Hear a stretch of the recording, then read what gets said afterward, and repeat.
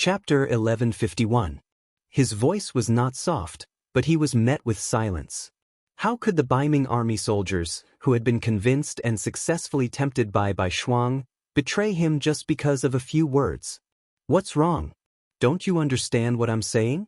I've treated you well all these years. Hurry up and open the city gate. Otherwise, once I lead the army into the city, none of you will be spared. Even your families will be implicated. Is that what you want to see? Chen Dula saw that his order was ignored, so he angrily threatened them. Needless to say, this shout did have some effect. For the ordinary Baiming soldiers, Chen Dula had always been a superior existence. They had to carefully ponder the words of such a person. Although Bai Shuangshu had given them a lot of benefits, if the Jianzhou left guard was defeated, these benefits would be gone. This was something they didn't dare to think about. In a corner of the city gate tower, Bai Shuang was watching Chen Dula's act.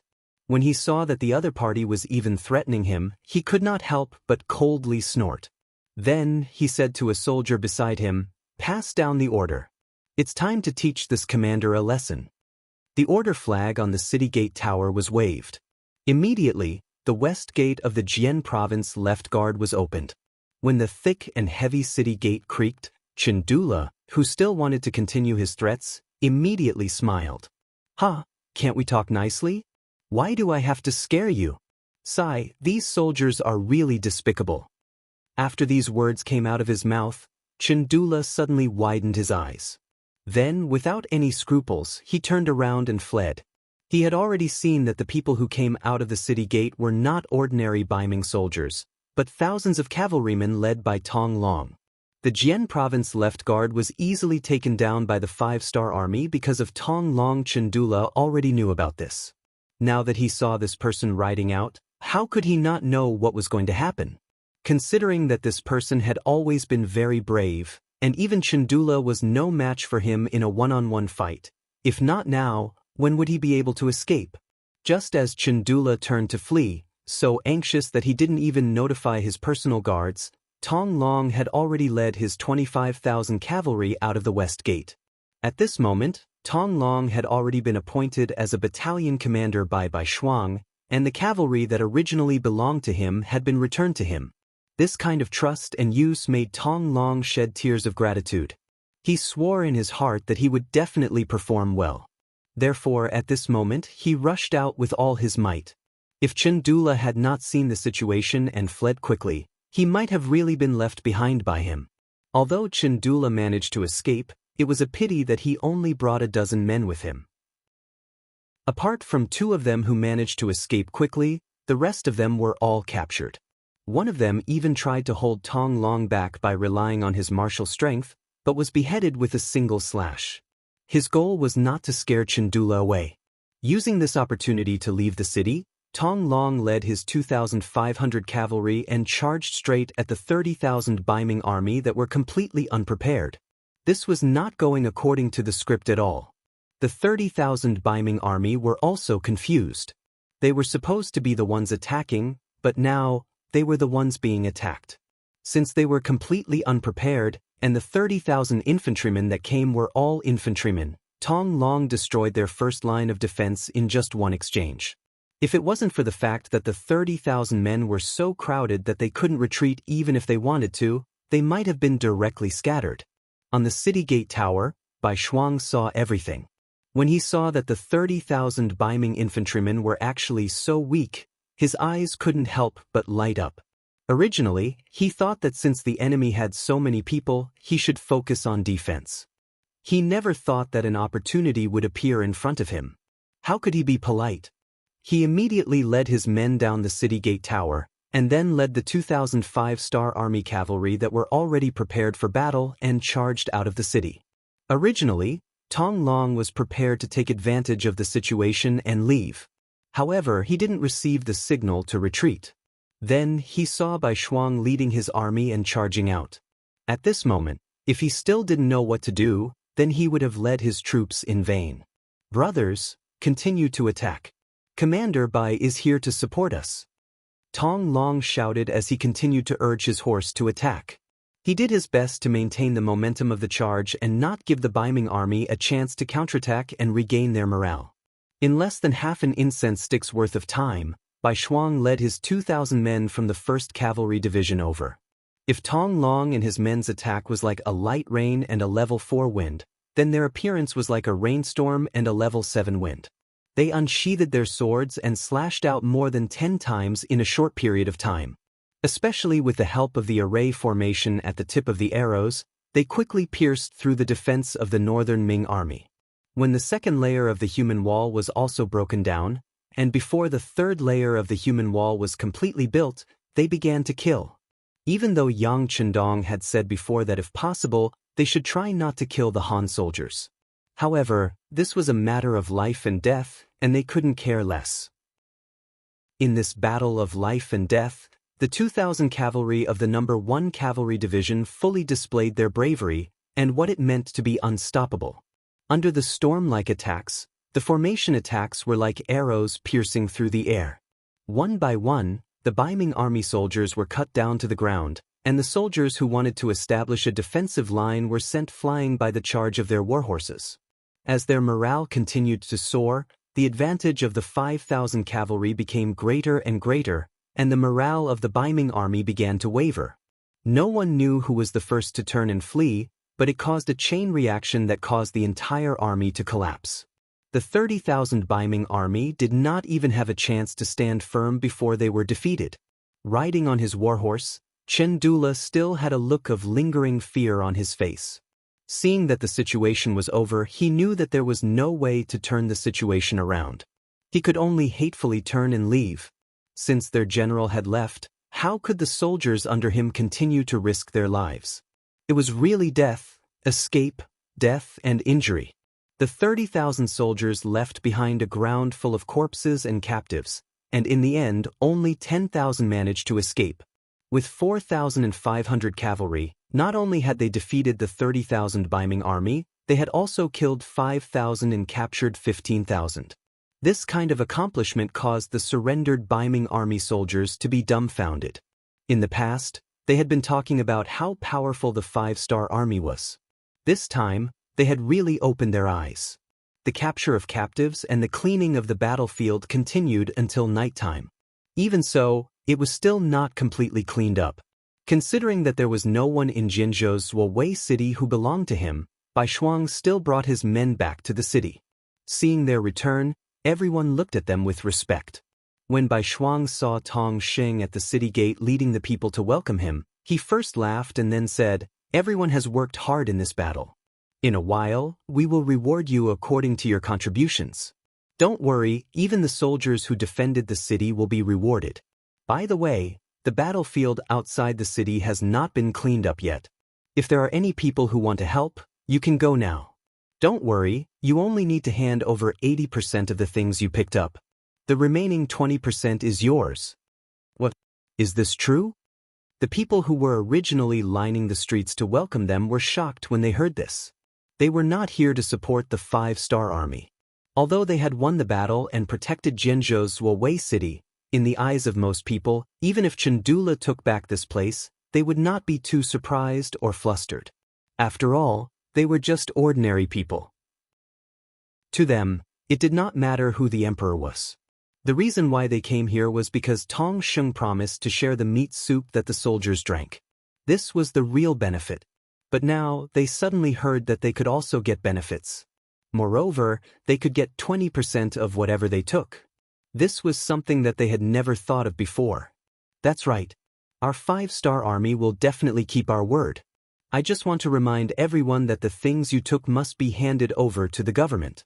Once someone is found to have embezzled, it will be a crime. Then, there will be a big problem. Other people can also supervise each other. If you find out, you can report it.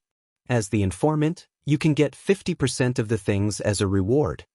Bai Shuang used the set of rules that he saw when he was with Yang Chendong. Back then, when he asked the people to clean up the battlefield, he used this method. Although it could not completely eliminate embezzlement, more than 90% of the things could be retrieved. Of course we will do such a good thing. Don't worry, with us here, we will definitely not let anyone take things home. That's right, Such a good thing cannot be ruined because of one or two people. We have to be conscious and supervise each other. These words quickly attracted the support of the people. After that, there was no welcoming ceremony. Even though the sky was already dark, there were still many commoners who left the city with torches and ran towards the battlefield outside the city. There was a lot of wealth waiting for them there. If they could pick up some iron weapons, they would definitely be able to sell them to the 5-star army for a good price. When most of the people had left, Tong Xing came to Bai Shuang with a worried face. "Commander Bai, are we really going to let the people help?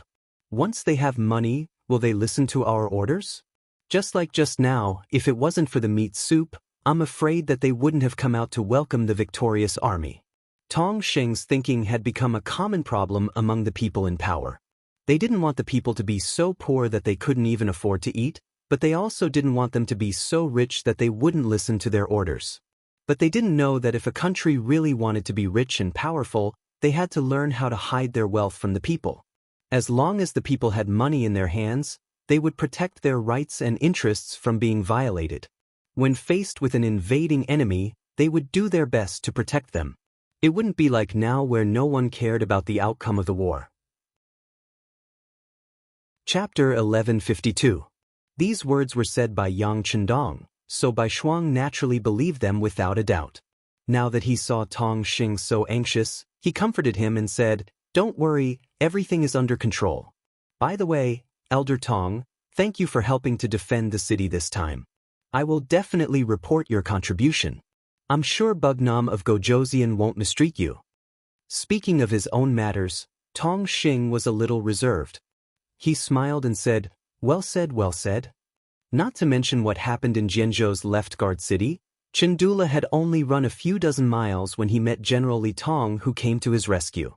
He brought a total of 170,000 Baiming army with him. Originally, he thought that if everything went smoothly, he could directly take over the Jianzhou left guard. However, when he saw Chendula's sorry state and the number of troops that were obviously less than when he sent out his troops, he frowned.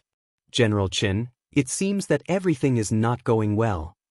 "Sigh, the other party didn't play by the rules. My troops were defeated." Chendula seemed to have aged a lot in an instant. After all, many of the cavalry that chased after him were originally soldiers of the Jianzhou left guard, which meant that they were his troops. He had been the commander of the Jianzhou left guard for many years and thought that he was in control of everything. However, now that he was defeated by his own troops, one could imagine how depressed and disappointed he was. "What exactly happened?" Li Tong said with an unfriendly expression. This was an army of 30,000, and now only 1/3 of them had returned. The difference was too great. Although it was a little embarrassing, it had already happened and there was no way to hide it. Therefore, Chendula explained everything in detail.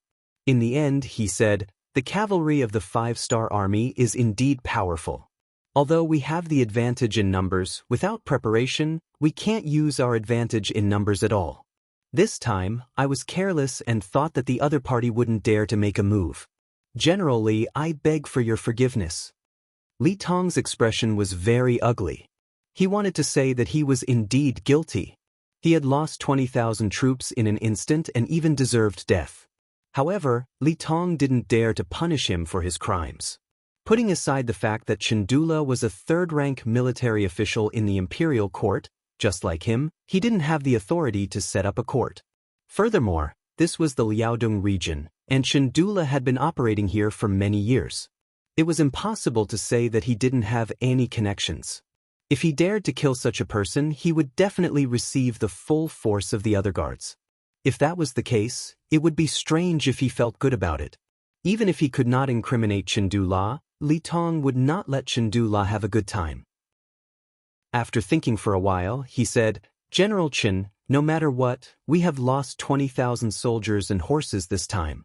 Moreover, all of our provisions have been taken away. The provisions of our army will not last for more than a few days. Do you think this was an opportunity for Qin to perform meritorious deeds and also to negotiate conditions? If you don't want to be punished, you have to do something." How could Chendula not understand? He immediately patted his chest and promised, "General Li, don't worry. I am very familiar with this area.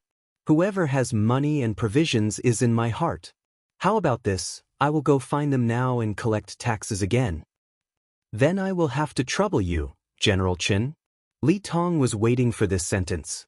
Only at this moment did his expression become better. The two of them immediately divided the work. They decided that tomorrow morning, Li Tong would lead his troops out of the Jian province left guard and try to take over the place. Chen Du La would go to the nearby area to collect provisions. No matter what, they couldn't let the army starve.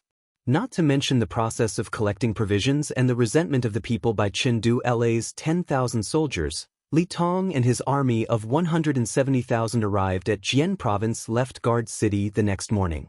From afar, banners were fluttering in the wind, and soldiers were standing guard. It looked like they were ready for battle. Looks like the other side has a lot of soldiers. How about this? Arrange someone to call the city. All right, before you go, you must prepare the defense, especially the horse-repelling stakes. You must arrange more of them. With the previous example of Chen Du La's army being defeated, Li Tong didn't dare to be careless. That's right, Jian province left guard seemed to have a lot of soldiers standing guard. What Li Tong didn't know was that most of them were his comrades in the Baiming army yesterday. It turned out that Bai Shuang was still worried about the lack of soldiers. In yesterday's battle, he directly took 15,000 captives. He used the method of giving them money to win them over. This time, he didn't give them much money, only 2 taels per captive. In his words, they would be heavily rewarded after they achieved military merits. The Baiming captives firmly believed this point, because just last night, they saw with their own eyes that the 3,000 captive soldiers of the Jianzhou left guard left behind in the city, although they didn't leave the city to fight, because of their contribution to the defense of the city, each of them was rewarded with 1 tael of silver. They didn't do anything, but they received money. Such a good thing really happened in front of them. Just based on this, everyone believed in Bai Shuang's words. With the addition of these 15,000 captives, Bai Shuang was full of confidence. He was no longer thinking about how to defend the city, but how to cooperate with the 1st Cavalry Division's main force to destroy the Baiming army. The persuasion to surrender began. A Baiming emissary who was eloquent came to the city and shouted loudly. It was nothing more than that if they surrendered now, they could live. Otherwise, once the city was captured, everyone who helped the 5-star army would be punished and so on. These words could be said to be useless. On the contrary, under this threat, it only made the captives rely on the 5-star army even more. Bai Shuang watched from the city gate tower without any intention of stopping. This gave the Baiming emissary even more confidence. He thought that Bai Shuang was really afraid. As a result, his threats became even more intense. When the soldiers on the city gate were about to get anxious, Bai Shuang saw that the time was right and ordered to shoot arrows. This scared away the Baiming emissary who came to persuade them to surrender. Since the persuasion failed, Li Tong had no choice but to start a siege. In order to show his military strength as much as possible, he prepared 4 echelons, each with 5,000 men. They would attack the city in turns. He wanted to let the 5-star army know how powerful he was and not give them any time to rest. In the end, he would win by exhausting them. Since ancient times, the side that attacked the city would always be at a disadvantage. After all, they had to charge into a dangerous area that was hundreds of meters away. They also had to brave the dangers of arrows, crossbows, and kerosene to reach the city gate tower. With this advantage, Bai Shuang only arranged for 3,000 men to defend the city gate tower at once. He could already see that the other side wanted to fight a war of attrition. Since that was the case, he would play with them. The battle began in the afternoon. Using the ladders that had been prepared beforehand, the northern Ming army launched a frenzied attack on the city. Below the city walls were densely packed soldiers who were charging forward. They shouted loudly and continuously charged forward with swords in their left hand and shields in their right hand. Under the leadership of Bai Shuang, the 5-star army on the city gate tower counterattacked in an orderly manner. From afar, they used bows and arrows. From close range, they used boulders, crossbows, and kerosene. They fully displayed their advantage of being in a high position and repelled the enemy wave after wave. From afternoon to night, 2 groups of 5,000 men were defeated. Facing this result, Li Tong's expression didn't change. This was already within his expectations. However, no matter how much he had to pay, he didn't have any intention of stopping. Strictly speaking, this was his first battle since he came here. He couldn't afford to lose. Under Li Tong's command, even if the sky was completely dark, the attack didn't stop. Everyone used torches to light up the surroundings and continued to attack the city. The battle continued. This battle went on for 3 days and 3 nights without stopping. After 3 consecutive days of attacking the city, there were no victories. Bai Shuang, who was defending the city, lost more than 6,000 Baiming captives in 3 days and 3 nights. Among them, 4,000 were injured and couldn't participate in any battles for a while. On the side attacking the city, Li Tong's army suffered heavier losses. More than 30,000 men were killed or injured. Most of the soldiers were exhausted and their provisions were about to run out. On the 4th day, Chindula appeared with a large amount of provisions. These were all gathered from the nearby 30,000 guards and the Songhua River. Considering that he had already collected them once, he naturally encountered a lot of resistance when he collected them this time. In the end, he went from collecting to robbing. With the advantage of 10,000 soldiers, he really managed to get a lot. This could be considered to have completely solved the problem of provisions in the army. Looking at the piles of provisions and the stolen silver, which were like a small mountain, Li Tong finally breathed a sigh of relief. He looked at Chindula, whose eyes were bloodshot, and said, "General Chen, you've worked hard." Chindula smiled bitterly and said, "It doesn't matter if it's a little hard. However, this second collection will cause a lot of damage to the people nearby. I hope this battle will end soon and give them a chance to recuperate." "It definitely will," Li Tong said confidently. Then he ordered everyone to cook and prepare a full meal for everyone. Then, they would work hard and strive to take down the Jian Province left guard tomorrow. On the tower of the Jian Province left guard, the siege was still ongoing. From time to time, screams could be heard. Every scream represented the loss of a soldier's life. This made Bai Shuang, who was below the tower, squint his eyes. Of the 18,000 captives, only a fraction was left. From the looks of it, the price they would have to pay tonight would not be small. If that was the case, how many more days would the city be able to hold out was something that no one could be sure of. This time, Bai Shuang had miscalculated. He had overestimated the combat power of the Baiming captives. He thought that with the high walls of the city, there would be no problem at all to defend the city. However, when the battle really started, it was a completely different matter. The military quality was not good, and they did not know how to cooperate. Some of the soldiers were even very timid. When they saw the densely packed siege army below the city, their legs went soft before the battle. All these changes caused him to suffer such a great loss. If the strength of the Baiming army was not average, it would be hard to say if they could achieve a 3-to-1 ratio. Chapter 1153. After 3 days and 3 nights, they had lost more than half of their forces.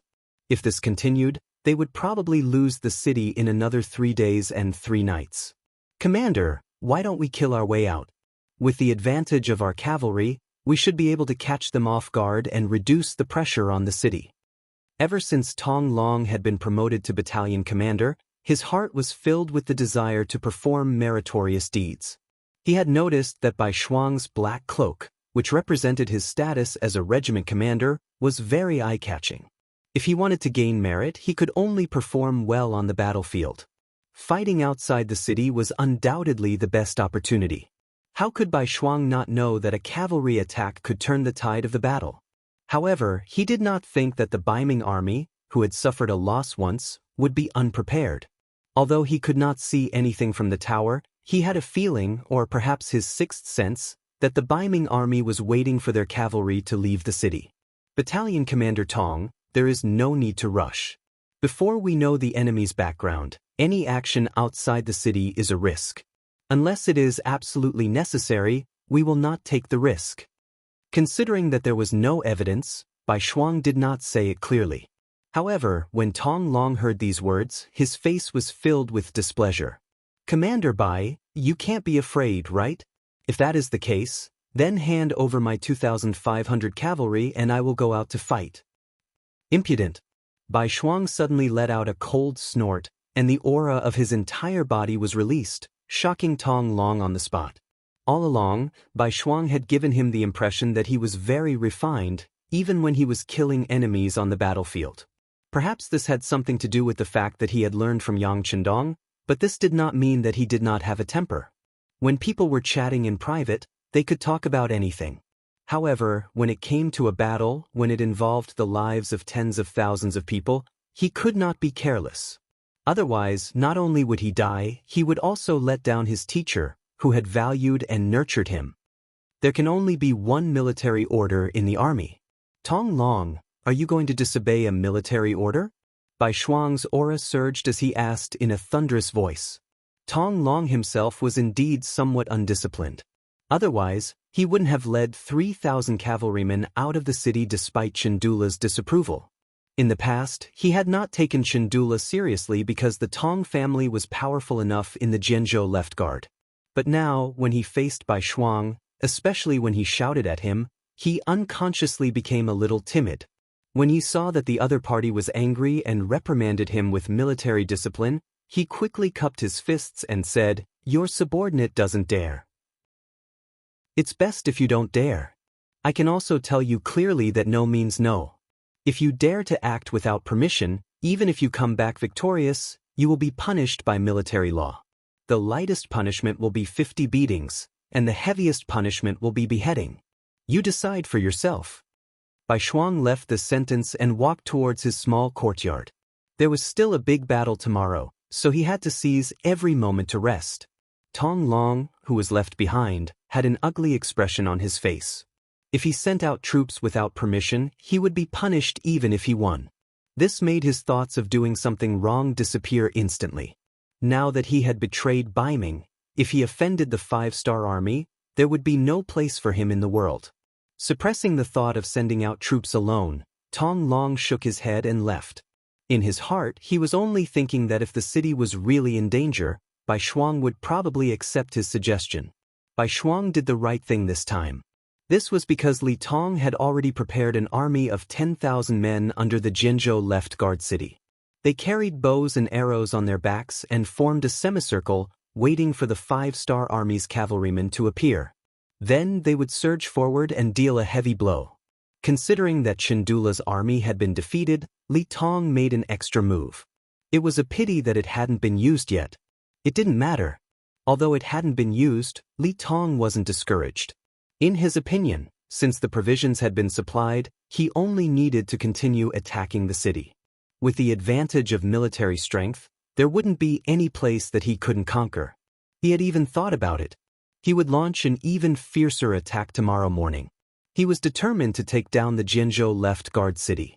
This battle would also become a stepping stone for him to come to the Liaodong region. With this battle, he would definitely gain great merit and be valued by the emperor. However, what Li Tong didn't know was that there was a group of black figures gathering on a hill 50 kilometers north of them. If someone happened to see this scene and was able to clearly see who was coming, they would definitely be very surprised. This was because they were the main force of the world-famous 1st Cavalry Division. The people gathered here were the main force of the 1st Cavalry Division, led by Tian Hu. It had been more than 3 days since Bai Shuang sent people out to deliver the letter. Relying on their speed, they quickly arrived here. Now, even the closest 5th Regiment had gathered. 8,000 of the most heroic cavalry had appeared. They would form an unstoppable torrent as they rushed towards the target. The soldiers below had temporarily built a house with wood and leaves. Tian Hu was staying here. At this moment, he was waiting for Yang Chendong's return telegram. The reconnaissance cavalry sent out earlier had already reported the battle situation of the Jianzhou left guards. After learning that Commander Bai Shuang had been guarding the city for nearly 4 days, Tian Hu decided to attack immediately. After all, the battlefield was unpredictable, and one mistake could lead to an outcome that no one could predict. Once the Jianzhou left guard city was really taken down, the role of the cavalry would be greatly reduced. This was not what Tian Hu wanted to see. The telegram had been sent out. After all, this war involved more than 200,000 people. Even Tian, who couldn't act on his own. He had to report it to his superior and get permission. Hasn't the telegram been sent back yet? Half an hour had passed, but there was still no news. Tian, who had always been calm, became a little anxious and began to ask for the first time. No.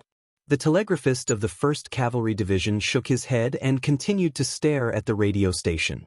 He didn't dare to miss the slightest movement. Tian, who frowned slightly. He knew about Yang Chendong's situation.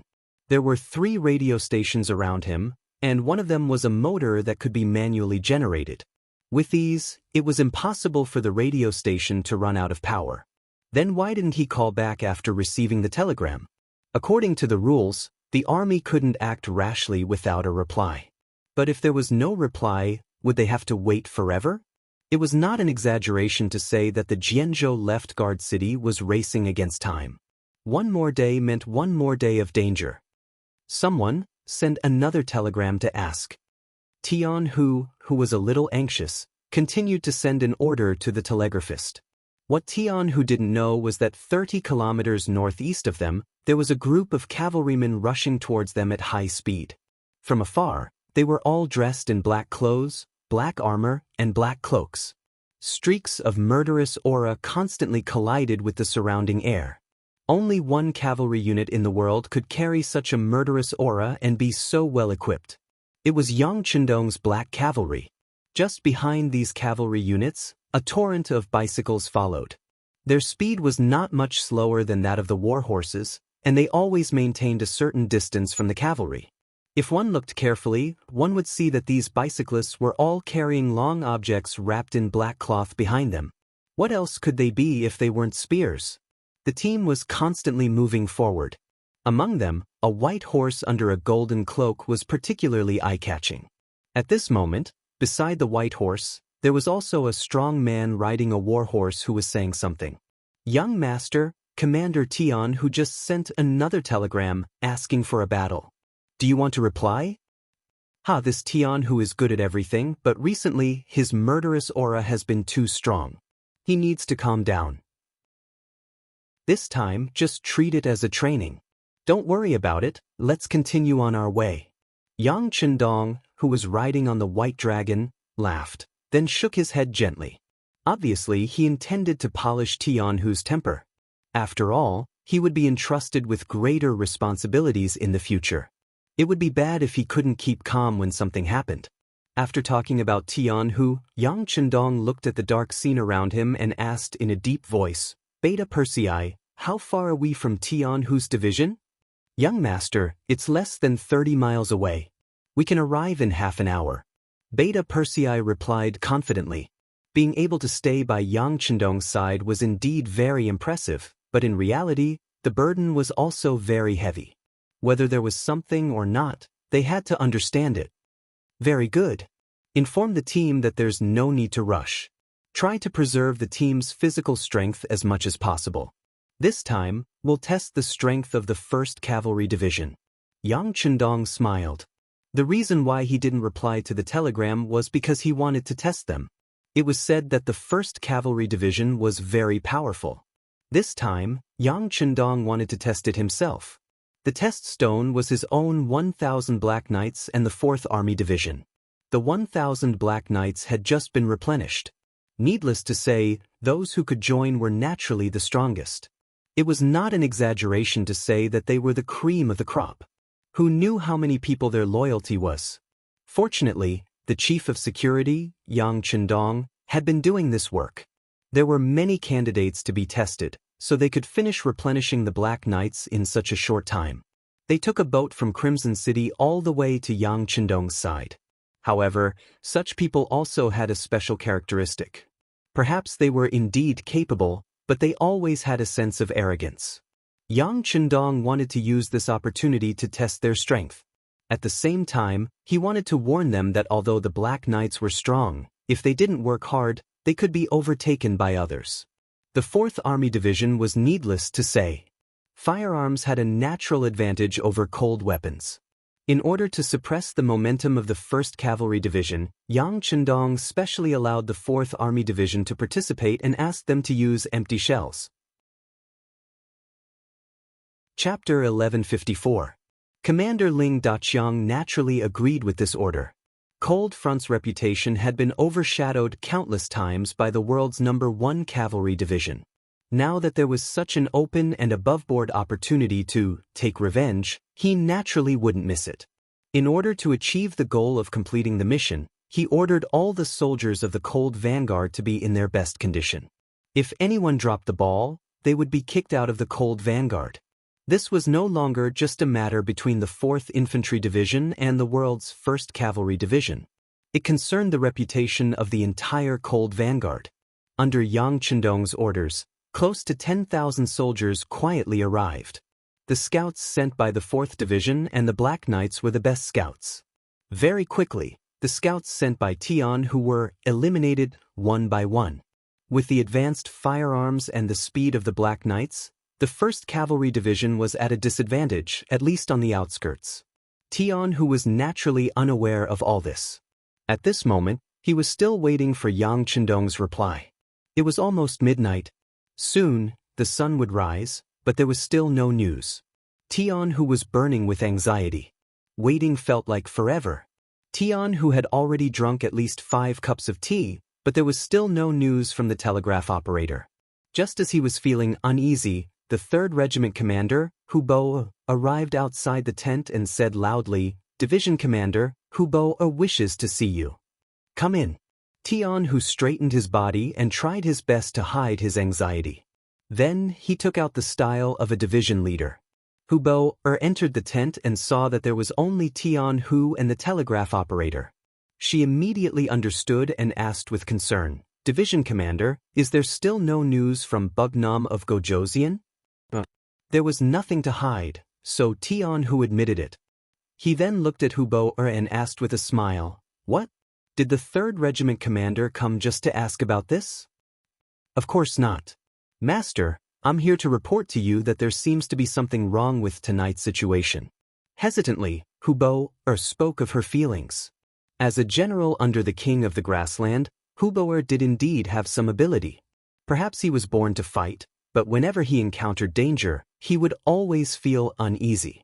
This feeling had been proven through countless battles, and it just so happened that tonight, this feeling appeared again. Trusting her 6th sense, Hu Bao was no longer sleepy. She got out of her tent and found Lu Duo, the commander of the 2nd Regiment, who was in charge of guarding the perimeter. She asked him to ask the scouts if there was anything strange. After completing this task, Hu Bo couldn't sleep until she got the results. Seeing that Tian Hu still had some candlelight, she hurried over. "Wrong? What's wrong?" Tian Hu didn't react until he saw the solemn expression on Hu Bei's face. He suddenly stood up and said, "What's wrong? Are you saying that someone will try to harm us tonight?" "I don't know." Hu Bo shook her head. She didn't dare to make a decision on such an important matter. Instead, she hesitated for a moment before saying, "I think we should wait for news from Commander Lu." Tian Hu was usually a careful person. Otherwise, the 1st Cavalry Division wouldn't have achieved such great results under his leadership. However, he couldn't believe that someone would dare to target him. Was it that General Li Tong from Baiming? He should still be attacking the Jianzhou left guard right now. How could he have the time to cause trouble for him? Just as he was in disbelief, footsteps came from outside the door. Then, Lu Duo said, "2nd Regiment Commander Lu Duo wants to see Master." "Come in." Tian Hu knew that Lu Duo must have brought some news.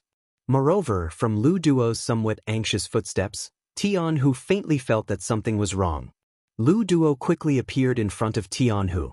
As expected, his complexion was not good.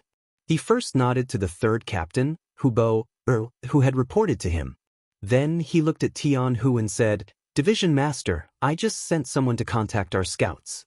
There are more than 10 of them who have yet to contact us." "Which direction?" Tian Hu knew that for the safety of the army, they had to send out close to 100 cavalrymen every night. Now that there were more than 10 cavalrymen who couldn't be contacted, It was very likely that there was a problem in one direction. Northeast, Lu Duo said in a doubtful tone. It was no wonder that he had such an attitude. The Northeast was already under the control of the 5-star army. There shouldn't be any problems there. Even Tian, who was confused. Northeast? How is that possible? As he spoke, he walked over to the map. Yes, that's the territory of the 5-star army. There shouldn't be any problems there. But it is true that we have lost contact with the scouts there. Lu Duo was the person on duty tonight. He couldn't understand. Since we have lost contact, we have to be more vigilant. Hu Bo, who had been the first to report, was still very resolute. That's right. Tian, who quickly recovered from his shock. He looked at Lu Duo and said, Regiment Commander Lu, immediately gather the soldiers. Whether or not there really is a problem, we can't take any chances. Understood. After receiving the order, Lu Duo nodded and agreed. He then turned around and went to carry it out. Even Hu Bei stepped forward. He wanted to prepare his 3rd regiment for battle as well. Not even 15 minutes after the 2 regimental commanders left, gunshots rang out from outside the camp. The attack on the 1st Cavalry Division had begun. When Tian, who heard the gunshots, he walked out of the camp and looked towards the northeast in disbelief. How is that possible? They are really attacking us from behind. They even have a large number of firearms. Poor they. With a look of disbelief and doubt on his face, Tian, who got on his horse and said to Temu, Lu Duo, Hu Bo and Gong Feng, no matter who comes, we can't back down. It's night time now, the best time for our 1st Cavalry Division to fight at night. I want everyone to launch a counterattack. If there are too many enemies, retreat before daybreak and regroup with the Sahar River Guards. Any questions? The 4 regimental commanders replied. Very good. Get ready for battle. Tian, who said with a solemn expression. Although tonight's opponent had indeed caught him off guard, he was not afraid. On the contrary, he wanted to see what kind of army dared to have designs on the world's #1 Cavalry Division. A division commander and 4 regimental commanders were about to issue orders to lead the cavalry to launch a counterattack under the cover of the night. However, before they could do anything, a cavalry warrior had already arrived in front of them. Division Commander, Wunan Wang is here. Prepare for what? Tian, who was stunned. He thought he had heard wrongly. Division Commander, Bugnam of Gojoseon is here. He is personally leading the Black Knights towards us. They are less than 2 miles away. The soldier saw that Tian, who was still in a daze, and repeated himself. This time, Tian, who heard everything clearly. Then, when he thought of the sneak attack, he came up with an idea. However, this was not the time to think about this. After looking at the faces of the 4 regimental commanders, he said, Let's go. Let's welcome Bugnam of Gojoseon together. Tian Hu and the others had only walked a few hundred meters when Yang Chendong appeared in front of them with a group of black knights in black clothes, black armor, and black cloaks. Tian Hu and the others immediately dismounted and knelt down to pay their respects. They shouted, Greetings to Bugnam of Gojoseon. Sorry to disturb you in the middle of the night. You have worked hard. Bugnam of Gojoseon casually waved his hand and motioned for everyone to get up. The meaning behind this sentence made Tian Hu raise his head again. Teacher, were you the one who arranged the sneak attack tonight? Not bad. You reacted quickly. In fact, your performance was not bad. You were able to gather the troops so quickly. This made the feast that I prepared for you unable to come true. While saying these words, Yang Chendong laughed heartily. Obviously, he was quite satisfied with this result. Yang Chendong was not angry. Tian Hu's heart was at ease. Then, he thought of something and said, Teacher, do we have any other problems? There is a problem. At this moment, Yang Chendong's expression became more serious. As I said before, even cavalry scouts need to have 2 groups, one in the open and one in the dark. When necessary, there needs to be a 3rd group to observe everything in the dark. However, you obviously did not do that this time. You only arranged for 1 group of cavalry to be in charge of guarding. This is not good. War is not child's play. Even if the northeast is your rear, You still have to act according to military discipline. By the way, who is in charge of guarding tonight? Bugnam of Gojoseon. It's your subordinate. The 2nd Regiment Commander, Lu Duo, walked out with a red face. Regiment Commander Lu, you bear a lot of responsibility for tonight's incident. In order to show military discipline, I will deduct half a year of your salary. Do you have any objections? By the way, you have the same leadership responsibility as your division commander. Half a year of your salary will also be deducted. Yang Chundong said in an unquestionable tone. Although the 1st Cavalry Division had already done a good job, after all, no one would have thought that there would be a problem in their rear. However, whether or not they had thought of it, a loophole was a loophole. Sometimes, a small loophole could put an army in danger. Because of this, Yang Chundong wanted to punish them. Moreover, it would not be too heavy as a warning. Your subordinate accepts the punishment. It was only half a year of salary. The symbolic meaning was more important than the actual meaning. Tian Hu and Lu Duo admitted their mistakes. Since everyone is awake, then don't sleep anymore. Get ready. We are going to send a gift to the Baiming army. After dealing with the matter in front of him, Yang Chundong's eyes were filled with the aura of an elite. This Li Tong had guts. He actually dared to attack a city that belonged to the 5-star army. If he did not show him how strong the 5-star army was, how could he show the strength of the 5-star army? Chapter 1155. The sky slowly brightened. More and more Baiming soldiers began to gather at the foot of the Jianzhou left guard city. Countless scaling ladders were carried into the army. War drums beat and shouts shook the sky. Above the city gate tower, Bai Shuang narrowed his eyes and looked at everything below the city. He could see that the Baiming army's discipline seemed to be much stricter and the morale of the soldiers seemed to have improved a lot. Although he did not know what caused it, he still cautiously said to the soldiers beside him, "Inform everyone that the enemy's attack today will be very fierce. Tell everyone to be in their best condition." Baiming soldiers had eaten their fill last night. Even this morning, there was still shredded meat in the soup. They had never enjoyed such treatment before and were ready to do their best. Chen Dula did not sleep much last night, so his eyes were still a little red. However, he had to force himself to stay alert. The Jianzhou left guard was his territory.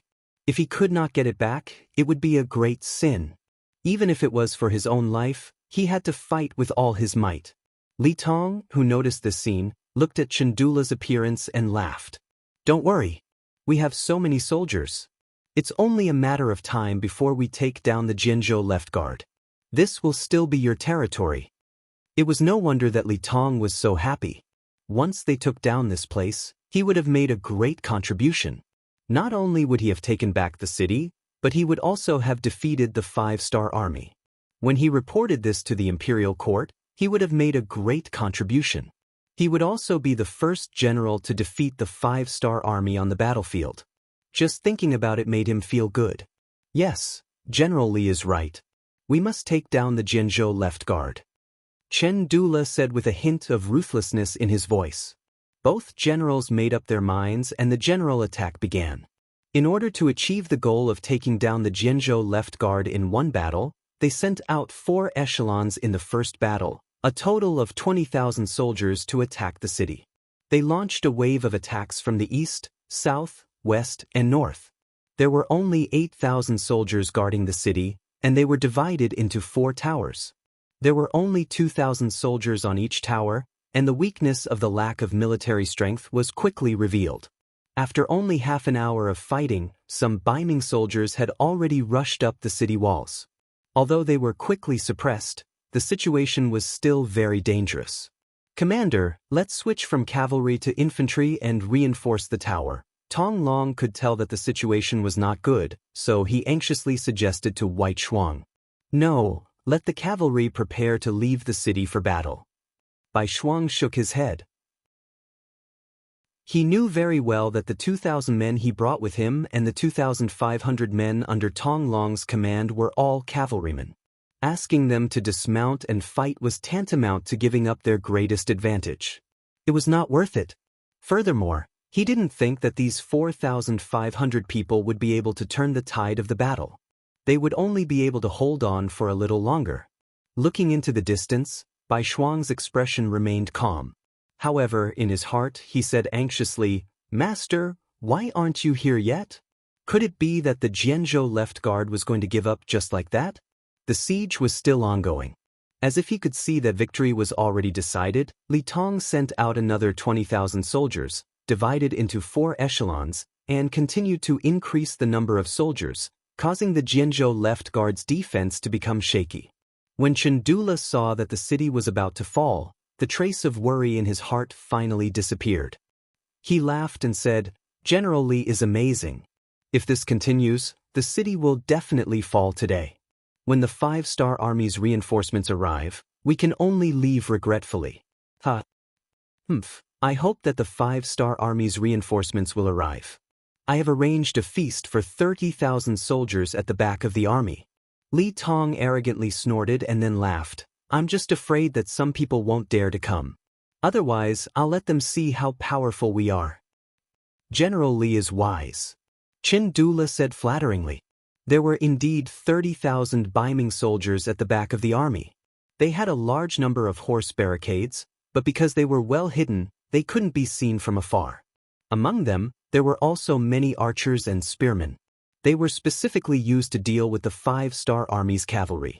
As soon as they appeared, they would use bows and arrows to attack from afar. When they got closer, the spearmen would attack. After inflicting heavy damage, they would carry out a large number of horse barricades. At that time, the 5-star army's cavalry would be unable to return. This set of tactics was indeed suitable to deal with cavalry. If they weren't prepared, even if the 1st Cavalry Division arrived, they wouldn't be able to gain any advantage. They might even be heavily injured. However, Li Tong neglected one point. He forgot about Yang Chendong. Against this kind of formation, the cavalry would naturally suffer heavy losses. However, if it was changed to a flintlock attack, it would be completely different. In front of the cold front that could shoot further and aim more accurately, the archers and spearmen were just sending themselves to their deaths. Originally, they had already spread out a large net and were just waiting for the 5-star army's cavalry to appear. However, because of Yang Chendong's appearance and the 4th Lu Division's attack, the situation had changed greatly. The victory had been turned into a defeat. Of course, Li Tong didn't know all of this. If he knew that Bugnam of Gojoseon and the 4th Lu Division would appear here, he wouldn't be so confident. He would have retreated to a nearby city to hide. Many times, war was also about information. The side with more accurate information would have the upper hand and be able to obtain the final victory. Yang Chendong brought the army over. In order to conserve the soldiers' stamina, they didn't rush over very quickly. When they saw the 30,000 Baiming army blocking their path, for hours had already passed since Li Tong gave the order to attack the city. "Teacher, it seems like the Jianzhou left guard is in danger. I don't know if Commander Bai Shuang can hold them off. Why don't I lead the cavalry to charge first?" Sensing the intensity of the battle ahead, Division Commander Tian Hu volunteered. "Don't be in a hurry. You have to believe in Bai Shuang. He isn't someone who will just sit there and wait for death. Since there aren't any cavalry charging out of the city gates, it shouldn't be the end yet. What we need to do now is to deal a heavy blow to the Baiming army in front of us. Only then will we be able to completely turn the situation around." Yang Chendong's eyes were as sharp as a hawk's. He could immediately tell that the 30,000 Baiming army in front of them were here to block their path. Tian Hu naturally didn't dare to question Yang Chendong's orders. He looked at the 30,000 Baiming army in front of him and said with pride, "It's only 30,000 Baiming infantry. Although there are a lot of them, they are nothing in front of the 1st Cavalry Division. Teacher, please wait a moment. Let's see how I break through them." As he spoke, Tian Hu was about to order the brothers of the 1st Cavalry Division to attack. After all, winning a battle with a small number of people was a common occurrence in their eyes. "No." Yang Chendong grabbed Tian Hu, who was about to leave, and said with bright eyes, "Can't you see that the enemy is full of archers and spearmen? They are all used against cavalry. Also, they are standing so close together. It's obvious that they are hiding something. They might even have something that is used against cavalry. It's not wise to rush out now. After Yang Chendong's analysis, Tian Hu didn't act rashly. It wasn't that he hadn't encountered a formation that was used against cavalry before. However, with the bravery of the soldiers and the tip of the arrows, there was nothing that couldn't be broken through. As for the archers' attacks, they were nothing in front of the 1st Cavalry Division, who had a blade and a shield. It was the same for the spearmen. As long as they charged forward fiercely enough, they could completely crush their opponents. Then, it would be time for the autumn wind to sweep away the fallen leaves.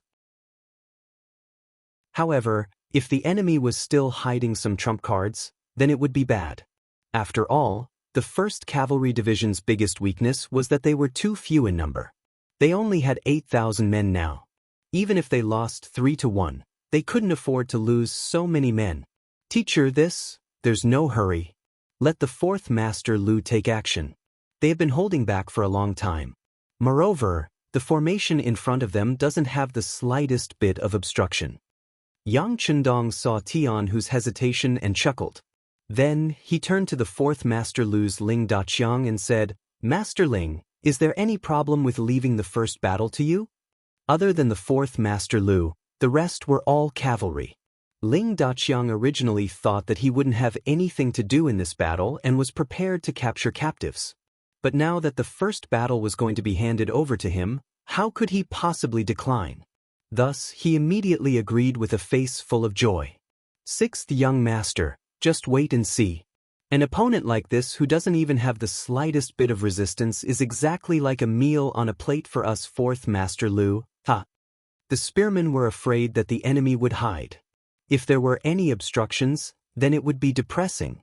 But now, the enemy was on the open ground. They were no different from live targets. As for the archers and spearmen, how could any of them reach them? Good, then quickly go and prepare. Yang Chendong was also worried that Bai Shuang wouldn't be able to defend the city and would rush out first. If that was the case, then once the Baiming army entered the Jian province left guard, it would take a lot more time and effort to capture him. This wasn't something that he wanted to see. After Ling Daqiang agreed, he went to prepare.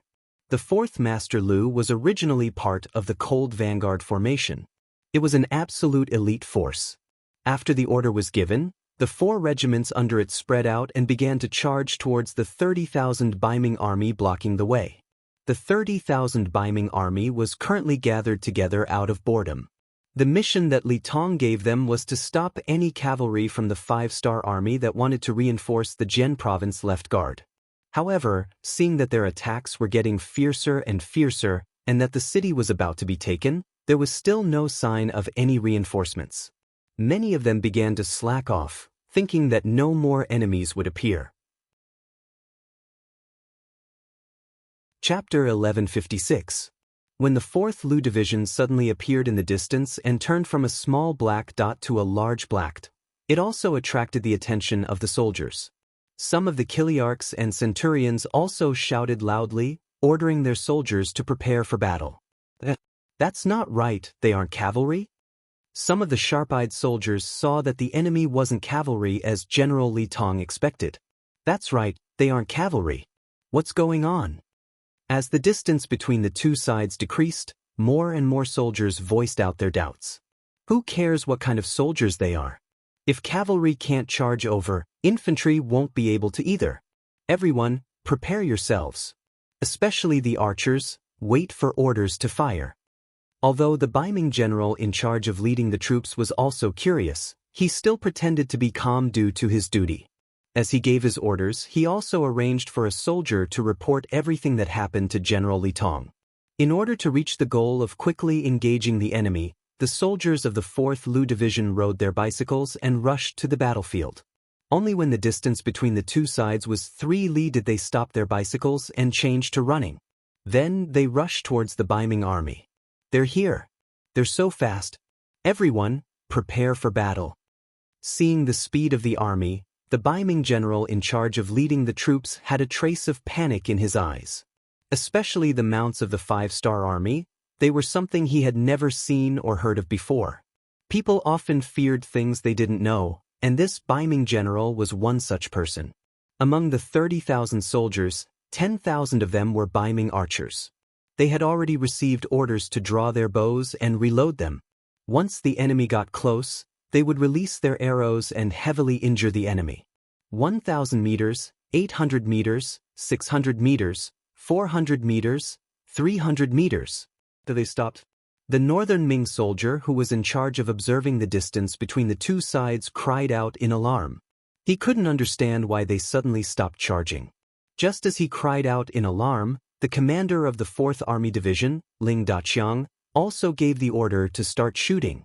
More than 8,095 style guns, which far surpassed that era, spewed out tongues of flame at the same time. One could imagine how magnificent this scene was. With no one able to attack them, the 4th Division was like an aircraft carrier on land, constantly firing bullets as they slowly moved forward. As they continued to advance, one by one, the Baiming soldiers were hit by bullets and fell to the ground. They were like wheat being harvested, unable to struggle at all. This scene caused the 10,000 northern Ming archers to be dumbfounded. Seeing their comrades fall to the ground one after another, and the arrows they shot were simply not enough to cover the distance. In other words, at this moment, they could only passively take a beating without the slightest ability to retaliate. The originally high morale of the soldiers quickly plummeted. No one knew who was the first to be afraid, as he threw down the bow in his hand and turned to flee. This action caused even more archers to abandon their bows and flee. When the situation began to spread, no matter how much the Baiming general shouted, it was no longer of any use. Hold on. Where are the pikemen?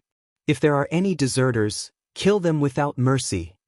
Seeing that the battle formation was about to be destroyed, and it was caused by deserters, the Baiming general's face burned with anger. After the pikemen received the order, although they were unwilling and did not want to attack their comrades, they could not disobey a military order. They had no choice but to stab forward with the pikes in their hands. In just a few flashes of pikes, more than 1,000 Baiming army archers fell, and they finally managed to stop their retreat. Where are the sharpshooters? Do you see that Baiming general on the horse? Shoot him down. Ling Daqiang was naturally overjoyed when he saw that the enemy's formation was in chaos after a wave of attacks. However, seeing that the situation was about to be stabilized, how could he be willing to give up? He scanned the surroundings with his binoculars and locked onto the Baiming general. There was no lack of sharpshooters in the cold vanguard army. They usually had good eyesight and were fed countless bullets. At this moment, when they heard their division commander's order, several sharpshooters searched for the Baiming general on the horse. Soon after, they locked onto him and the sound of gunfire rang out. Bullets whizzed out of the barrels and hit the Baiming general's body. The Baiming general was still shouting something, trying to turn the situation around. However, he felt a sharp pain in his chest. Then, another bullet hit him between the eyebrows. At this moment, he lost consciousness and fell from the horse in front of him. With the sudden death of the general, the Baiming army, without a unified command, was in complete chaos. Although there were still a few captains who were desperately shouting something, trying to get the position of commander, in this chaotic situation, their shouts were like small boats in the middle of a stormy sea. They were completely useless. After another round of gunfire, the archers of the 4th Division fell to the ground. The situation that had just stabilized was once again thrown into chaos. However, this time, no one gave the pikemen an order, and no one stopped the archers from retreating. Not only that, even the pikemen turned their spearheads and ran away. The army was defeated like a landslide. As the Baiming soldiers turned around and fled, many of them even threw their weapons to the ground in order to increase their speed. The situation on the battlefield began to change. As the Baiming army frantically retreated, the countless stakes and bags of iron caltrops that were hidden behind them were completely exposed. Division Commander Tian Hu was already prepared, used his binoculars to clearly see this scene. He couldn't help but feel that it was a close call. If it wasn't for the 6th young master stopping him, the 1st Cavalry Division would have suffered a great loss. The stakes could affect the speed and offensive power of the cavalry. As for the iron caltrops, it was needless to say. With its 4 sharp points, it was enough to cause heavy damage to the cavalry. How ruthless! Since that's the case, Don't blame us for being impolite. Come, all warriors, charge with me. Let's let them know the consequences of facing the wrath of the world's #1 cavalry division. Charge. The 8,000 cavalrymen who couldn't wait any longer roared and charged forward. The earth seemed to tremble as dust filled the air. Their momentum was unstoppable. In the middle of the Baiming army, the Baiming soldier who was sent to deliver a message saw Li Tong and Chandula. He reported the scene he saw. Not cavalry, but infantry? What's going on? Li Tong asked with a face full of surprise. The situation was far beyond his expectations, making Li Tong feel that he couldn't control the situation. We don't know. We only saw that the infantry were extremely fast. They seem to be riding on something that we don't recognize. That thing can increase a person's speed. The soldier who delivered the message tried his best to describe what he saw with words. Riding on something can increase their speed? Li Tong, who was repeating this sentence, suddenly changed his expression. As expected of a general from the capital of Baiming, Li Tong's knowledge was far greater than Chandula's. After hearing this, he quickly remembered something, and that was the bicycle. Although the bicycle wasn't produced in the outside world yet, some legends about it had already spread. Li Tong had heard of it before, but he had never seen it with his own eyes. When he thought of the bicycle, Li Tong naturally thought of Bugnam of Gojoseon. It was said that only Bugnam of Gojoseon could command such an army. Could it be him? As the saying goes, a man's name is like a tree's shadow. Although many people thought that Bugnam of Gojoseon was being rebellious by commanding an army, no one dared to underestimate him. However, no one dared to look down on him. On the contrary, they were quite fearful of him. Li Tong was one such person.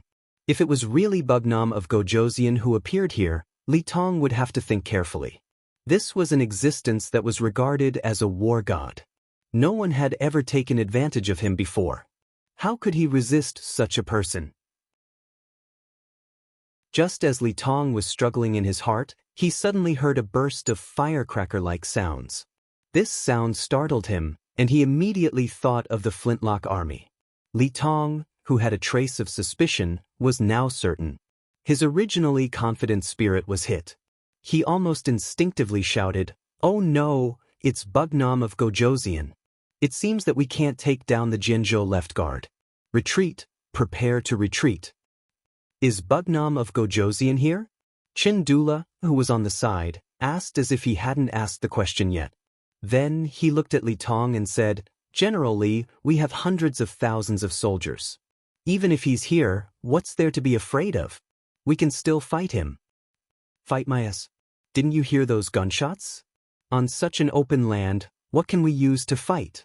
Let's retreat. Li Tong was still very self-aware. This was not only because of the fear in his heart. More importantly, he didn't expect Yang Chendong to appear here, so he didn't make any preparations. Under such circumstances, it was obviously unfair to fight with him. As long as the army could be saved, there would be no need to worry about not having a chance to fight in the future. However, if the army was lost, there would be no chance for revenge. Li Tong was the commander. Naturally, no one dared to disobey his order to retreat. Although Chandula looked unwilling, he could only nod and agree in the end. Then, the Baiming army that was attacking the city began to retreat step by step. The siege situation also changed because of this. The tower that was about to be breached slowly became quiet. What's going on? Tong Long was prepared to fight to the death with the enemy, but the change in front of him made him a little confused. Commander Bai Shuang, who was prepared to fight outside the city, seemed to have thought of something. He then listened carefully and vaguely heard gunshots. He immediately laughed and said, I know, it must be the teacher. Hi, brothers, Bugnam of Gojoseon is here. It's time for us to fight back with all our strength." Chapter 1157. Bai Shuang had studied with Yang Chendong before, so he was quite familiar with the sounds of guns. Adding on the fact that the Baiming army suddenly stopped attacking the city, he immediately thought of a certain possibility. When they heard that Bugnam of Gojoseon had arrived, the 2,400 cavalry soldiers all began to cheer loudly. From this, It could be seen just how high of a position Yang Chendong held in these soldiers' hearts was. Even Tong Long, who had never seen Yang Chendong before, became extremely excited. During this period of time, he had only heard about Bugnam of Gojoseon, and he was about to come out of his cocoon. Now that he could finally see his face, how could he not be excited? Let's go, charge out with this commander and meet up with Bugnam of Gojoseon. Bai Shuang raised his two blades high, shouting loudly in excitement. Following the shout, the city gates opened from the inside, and 4,500 cavalry soldiers charged out like a whirlwind. Speaking of which, it was quite a coincidence. When Bai Shuang and the others charged out, it was precisely when the Baiming army was retreating. The 20,000 Baiming army that was originally arranged to deal with them had also just cleaned up their things and were retreating. Suddenly, intense battle cries sounded from behind them. When they turned around to take a look, their expressions immediately changed greatly. Li Tong, who had already left the large tent and was leading his soldiers to flee, also saw this scene. He sighed. These 5-star army cavalry were too cunning, actually charging out after he withdrew his defenses. Under this type of timing, even if he gave the order to launch a counterattack now, it was clearly too late. Retreat, retreat, retreat towards the 30,000 guards. Li Tong, who knew that the situation was already in his favor, didn't turn around, instead turning around and fleeing. Behind him was the vast and mighty Baiming army. In front of them, who would be afraid of death? That was why at this moment, they actually displayed their life's potential, each one running faster than the other. It was to the extent where not long after, the army responsible for transporting the supplies became the last group. "General, what do we do?" Seeing that there were already no more troops to protect him, the logistics officer in charge of transporting the supplies asked the leading general. Closing his eyes, the general knew that once the provisions were lost, he would be beheaded according to military discipline. But now that he didn't have the ability to protect these provisions, he simply shook his head and said, "Forget it, they were the ones who abandoned us. It's not that we didn't try our best. Tell the brothers, if you want to escape, then run. If you can't escape, then surrender and wait for the 5-star army to come and take over. But if we go like this, General, we will die. Why don't we burn the provisions? That way, we'll be able to account for it," the logistics officer suggested. The general immediately shook his head. "If we really do that, we will definitely anger the 5-star army. At that time, we won't even have a chance to live. Alright, I've made up my mind. If you want to run, then run. If you don't want to run, then stay here with me and wait for the 5-star army to pick us up." Most of the people transporting the provisions were people with average military skills. How could their speed be compared to the speed of war horses? Most of them stayed behind. Only a small number of them ran away with the mentality of a fluke. After a stick of incense's time, Commander Bai Shuang brought the cavalry over. Along the way, who knew how many of the Baiming army were killed and how many were captured? When he arrived in front of the transport team and saw that this team of thousands of people was actually waiting for him, he was very curious and came over on his horse. Surrendered General Zhao Xing greets the general. A general wearing a Kiliarka's armor half knelt in front of Bai Shuang. "General Zhao, why didn't you all escape? At the very least, you can burn the provisions. That way, even if you escape, you can account for it to your superiors, right?" Bai Shuang asked with a trace of suspicion. The situation was so abnormal that he had to be careful in case the other party was pretending to surrender.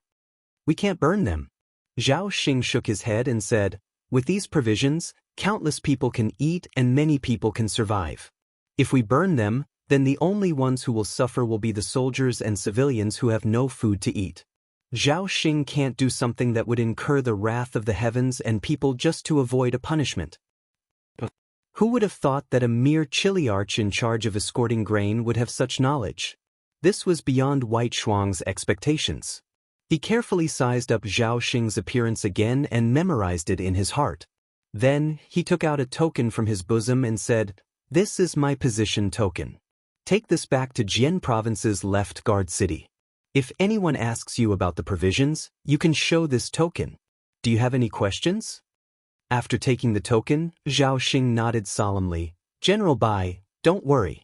I know what to do. We still have to chase after the enemy. You can go about your business. After he finished speaking, Bai Shuang spurred his horse and continued to chase after the Baiming army. He didn't turn back to look at Zhao Xing, as if nothing had happened. When the group was far away, Tong Long, who was following in the group, asked Bai Shuang with a puzzled expression, "Commander, do you really believe that Zhao Xing won't escape and will deliver the provisions to the city?" "I'll take a gamble. Also, teacher is here. This area will belong to the 5-star army. He won't be able to escape even if he wants to." Bai Shuang chuckled and continued to spur his horse forward. He did have the intention to test Zhao Xing. If this person really delivered the provisions to Jian Province's left guard city, then he would report this matter to Yang Chendong. This person might be a talent. On the other hand, if this person escaped, then he would also report this matter to Yang Chendong. Anyone who dared to deceive the 5-star army should be prepared for revenge. This was just a small interlude. It wouldn't affect the overall situation. Bai Shuang led thousands of cavalry and chased after them. Although they didn't catch up with Li Tong and Chendula, they still caught up with many of the Baiming army that had fallen behind. In the end, they brought back 5,000 captives. In this battle, the Baiming army retreated without a fight.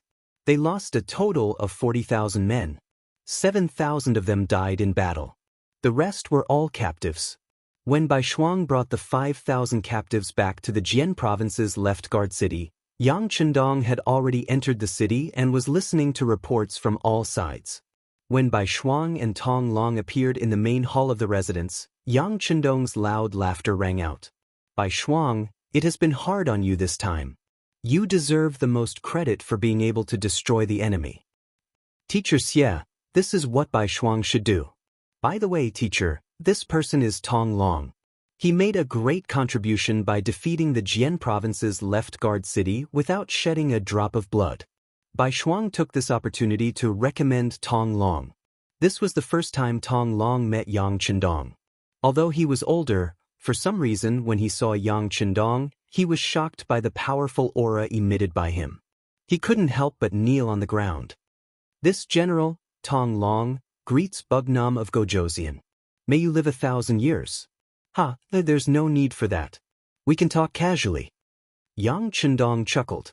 Then he sized up Tong Long. He found that this person was not only handsome, but also extraordinary. He was very happy. After considering that the other party had made a great contribution, he said, "Tong Long, this king wants to establish a reinforced cavalry regiment of Liaodong.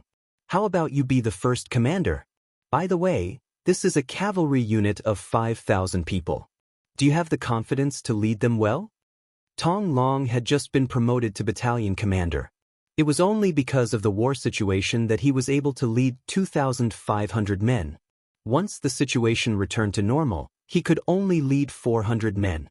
Now that the number had suddenly increased by more than 10 times, how could he not be excited and grateful? "What are you waiting for? Quickly thank Bugnam of Gojoseon." Seeing that Tong Long was a little dumbfounded, Bai Shuang immediately reminded him. "Oh, this subordinate thanks Bugnam of Gojoseon for promoting me.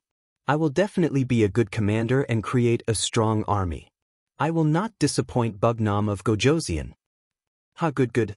Yang Chendong nodded in satisfaction. "Baiming has the Liaodong Iron Cavalry. My 5-star army also has a Liaodong Cavalry regiment. When the time comes, we will see who is more powerful. Right now, this unit is still lacking some core strength. Do you have any talents that you can recommend?" Yang Chendong asked with a smile. A cavalry unit of 5,000 people was only a regiment. It could be seen how much importance Yang Chendong placed on this unit. If this kind of unit was only given to Tong Long, no one would be at ease. The others had to be personally appointed by Yang Chendong in order to ensure the loyalty of the unit. Everyone was clear about this point. Immediately, everyone suggested some candidates. Soon, there were suitable candidates for the 12 battalion commanders of the Liaodong Iron Cavalry Regiment. Next was the vice commander. Regarding this problem, no one had any good opinions. First, we have to look at the responsibilities of the vice commander. According to the rules of the 5-star army, the vice commander was to assist the commander in managing the entire unit. Only when the commander was not around would the vice commander have the right to make decisions. Normally, the vice commander would be in charge of logistics. Only with good service would the unit be able to win more battles. Considering that the Liaodong Cavalry Regiment was a reinforced unit, there would be many difficult missions in the future. This vice commander would not only be able to manage logistics, it would be best if he could also fight well. This kind of talent was naturally hard to find. Everyone looked at each other and couldn't find a suitable candidate. Although there were vice commanders in each division, no one wanted to recommend their vice commander. After all, it wasn't a promotion, it was just a transfer. Looking at the current Liaodong Iron Cavalry Regiment, it was likely that the vice commander wouldn't even be considered a transfer. No one had a good candidate. Yang Chendong asked with a calm expression, "What? Is no one willing to give up?" Seeing that Yang Chendong seemed to be a little unhappy, everyone was a little anxious at the moment. They were wondering if they should recommend someone from their own army's deputy commander. But before they could say anything, Commander Bai Shuang suddenly thought of someone and said, "Teacher, I have a suitable candidate. It's just that I don't know much about him. Why do I need teacher to look at him?" Chapter 1158. Suitable but not understanding. This sentence itself was somewhat contradictory. Bai Shuang's words also attracted everyone's attention. Considering that he didn't make it clear, Bai Shuang smiled bitterly and explained in detail how he met Zhao Xing on the way. "Zhao Xing? I know this person. He escorted the provisions to Jianzhou's Zuowei city. Because it was related to logistics, I went to take a look. I still have a deep impression of this person," Beta Persei, who was standing beside Yang Chendong, said after Bai Shuang finished speaking. "Did he really escort the provisions back?" Bai Shuang's eyes flashed as he asked. "That's right." Beta Persei chuckled and continued. "Not only did he transport the provisions back, but he also brought 2,108 surrendered soldiers. According to him, he had a total of 2,200 soldiers. 92 of them escaped for some reason, and most of them came with him to surrender. Oh, by the way, when I went, his soldiers were lined up neatly, even the weapons in their hands were placed neatly together. To be honest, it's the first time I've seen someone surrender like this." The other officers couldn't help but nod in agreement.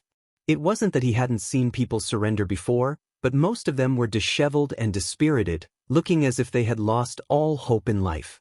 Their weapons were thrown everywhere, so he had never seen such a carefree and effortless surrender before. Hearing this, even Yang Chendong couldn't help but be curious. "There's such a wonderful person?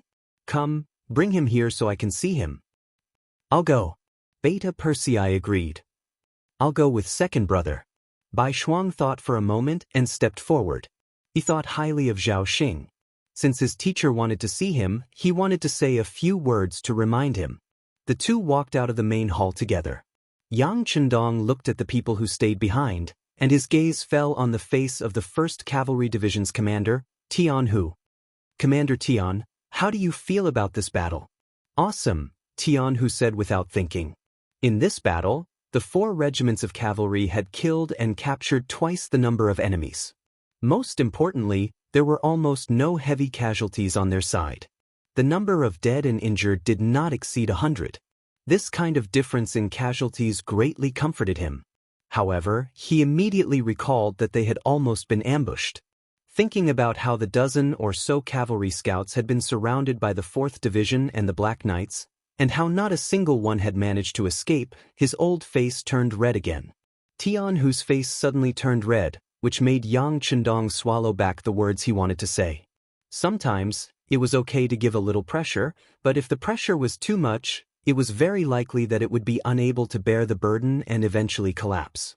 The 1st Cavalry Division was his weapon. Naturally, he didn't want anything to happen to it. This time, Yang Chendong called out Tian Hu's name not to remind him of anything, but to consider the current situation. He wanted to expand the size of the 1st Cavalry Division. On the grasslands, there was a very powerful Baiming army called the Liaodong Cavalry. It was said that their strength was extraordinary, and they had a large number of people. They had already expanded from 50,000 to 70,000. Faced with the cavalry elites who came and went like the wind, firearms could only be used to defend, but not to attack. Yang Chendong set his sights on the 1st Cavalry Division. Cavalry against cavalry, speed against speed. Even if they couldn't win, they could at least suppress the threat they brought to him. Looking at the 1st Cavalry Division, they indeed had the qualifications and strength to fight against any opponent.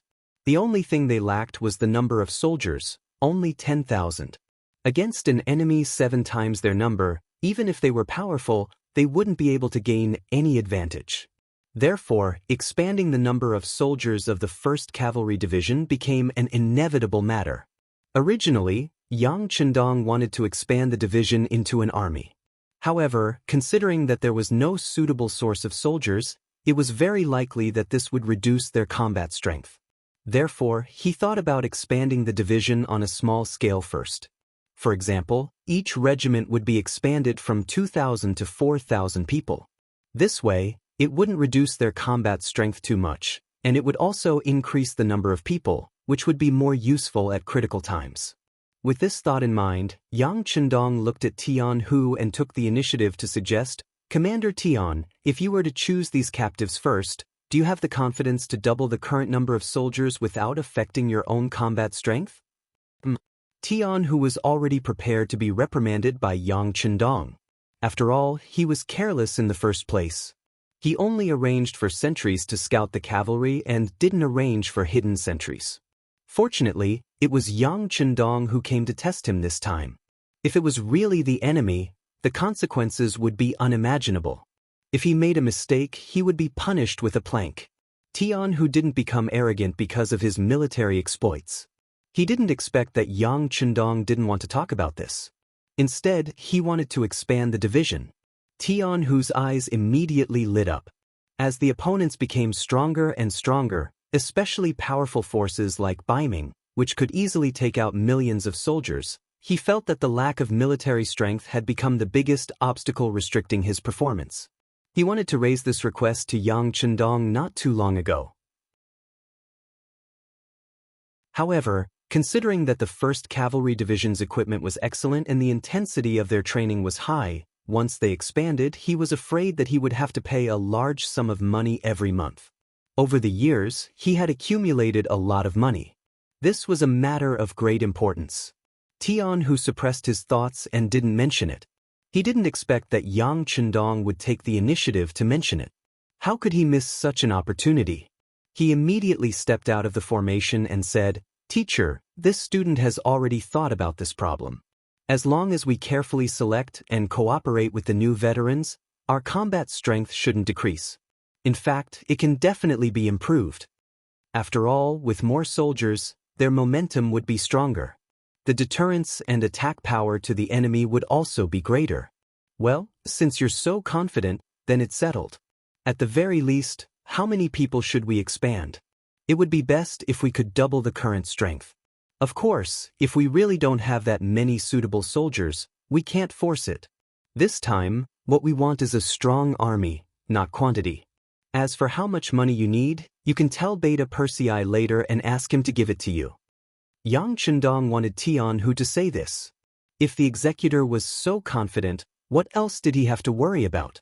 This time, he decided to increase the strength of the 1st Cavalry Division because he was very satisfied with the other party's performance. His actions of probing further confirmed his thoughts. Such an army should be larger in number so that they could better display their strength. As for the problem of money, it really wasn't too big of a problem. Not to mention anything else, the gold and silver mines discovered in the Japanese Empire were enough to solve the current financial pressure on Yangtze. Not to mention, many of the powers in Southeast Asia were now under the Yang faction, allowing them to sell more of their products. There were also many non-core items that were directly exported to other continents through the sea, bringing in countless silver taels. Whether it was an army, a force, or a country, nothing could be done without money. Yang Chendong, who had known this for a long time, had never slacked off in this aspect. Now, it seemed that the effect was very significant. This was also the foundation that allowed him to conquer the world and where his confidence lay. Thank you, teacher. This student will do it in a while. Tian-hu said excitedly. If it weren't for the fact that Yang Chendong was presiding over the meeting, he was afraid that he would have already gone to deal with this matter. As he spoke, the sound of footsteps came from outside the hall. Beta Persei, Bai Shuang, and Zhao Xing walked into the hall. Then, the two in front saluted and stood at attention. Only Zhao Xing knelt on the ground and shouted, "Long live Yang Chendong. You may rise." Yang Chendong looked at Zhao Xing, who was now 7 feet tall, and said indifferently, "Thank you, Bugnam of Gojoseon." Zhao Xing said as he stood up and slowly raised his head. Yang Chendong's appearance reflected in his eyes. "I've heard about your matter. Since you're willing to submit to the 5-star army, this king naturally welcomes you. The provisions were escorted by you, but how do you want to deal with them?" Zhao Xing spoke slowly, as if he was asking for advice, but also as if he was testing him. "Me?" Zhao Xing stretched out his right index finger and pointed at himself, then asked carefully, "I'm just a surrendered general. How can I have the right to discuss such matters?" "Hey, just say it." Bai Shuang could tell that the teacher was testing the waters, so she reminded him softly from the side. Zhao Xing had a good impression of Bai Shuang. Just like on the way here, this person had reminded him a lot. For example, he shouldn't be too afraid when he saw Bugnam of Gojoseon. On the contrary, if there was a chance, he should express his thoughts. Only by leaving a deep impression would he be put in an important position. Now that Bai Shuang had reminded him, Zhao Xing decided to voice his thoughts. He opened his mouth and said, "Bugnam of Gojoseon has given this surrendered general a chance, then this surrendered general will explain it to you." These provisions were snatched by Chandula through the second round of rations. In the process, he even accidentally killed some people, causing the surrounding people to complain. "If it's possible, can you give some of these provisions to the people? To be honest, their lives are too hard. This is a bitter cold land, and the winter is very long. As a result, the crops grow very slowly. In order to get these provisions, they have to pay a lot more than others." Zhao Xing explained some of the things he knew in great detail. He was originally a child of the Baiming army. From the moment he was born, his fate could not be changed. However, he was not a person who accepted his fate. Instead, after knowing that everything was irreversible, he actively faced it. He had practiced martial arts since he was young, regardless of whether it was summer or winter. When he had time, he would go to the nearby private schools to listen to the teachers' lectures. Chapter 1159. Under the guidance of a teacher whose interest was the best, he learned many things and understood some of the principles of life. Relying on his own efforts, he became 1,000 captains. With a high position, he was able to see more of the hardships of the commoners. However, as a lowly person, his words carried little weight, and he did not know what he could do. This time, when the Emperor of Baiming sent out troops to aid Liaodong, Zhao Xing, who had no backing, became a member of this difficult task. Originally, he wanted to fight for a chance to perform, but he did not expect Li Tong to value him and let him become 1,000 captains. It was because of this that he saw more of the dark side. When he saw that the food was stolen from the commoners, and that the commoners did not know how to survive this winter, he would secretly cry while eating. Now that he had the chance to express his views in front of Bugnam of Gojoseon, who loved the commoners like his own children, how could he let go of such an opportunity? Then he explained everything in detail. When he spoke about the depths of his emotions, he even shed tears. Influenced by Zhao Xing, some of the officers in the other halls also involuntarily shed tears. Many of them had experienced hardships, and listening to these words, they seemed to be pulled back to the past. Only Yang Chendong sat there expressionlessly, not affected in the slightest. This was not to say that his heart was hard, but because he had seen too much, he had long become numb. If he cried whenever something happened, how could he have everything he had now? A strong person must have a strong heart. Rather than crying whenever something happened, it was better to think of a way to change everything. This was what a leader should do. Zhao Xing, who stood there, spoke for the time it took for 2 incense sticks to burn. Only when he was almost done did he realize that this was not his own military camp, but Bugnam of Gojoseon's discussion hall. He immediately shut his mouth, and then with a look of begging for forgiveness, he once again knelt on the ground. Only after Zhao Xing finished speaking did everyone regain their senses. Then, their gazes landed on Yang Chendong, who was sitting at the head of the table. The main hall once again quieted down, and Yang Chendong's voice resounded in everyone's ears. The common people live in poverty, and this is the incompetence of the great Ming dynasty's government. That's why we have to change everything. Since they can't do it, then let's find someone who can. I believe this will be a blessing for the people. Bugnam of Gojoseon is wise, the generals replied in unison. Yang Chendong raised his hands and pressed them down. With just this movement, the main hall returned to silence. Then he looked at Zhao Xing, who was kneeling on the ground, and said, "The people are indeed suffering, but there isn't much food in the army either.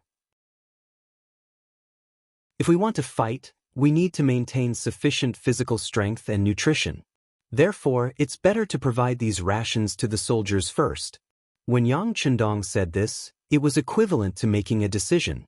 Naturally, the others did not have any objections. Even if they did, they would only report it to Yang Chendong in private. However, Zhao Xing did not know about this rule. He thought that his words had already convinced Bugnam of Gojoseon, or at least the other generals. He did not expect this to be the result. Thus, he said, "Bugnam of Gojoseon, can't you give a portion of the food to the common people? At least let them survive this year's cold winter." Are you doubting this king's decision? Yang Chendong, who had a calm expression a moment ago, suddenly changed his expression. A powerful pressure involuntarily landed on Zhao Xing's body.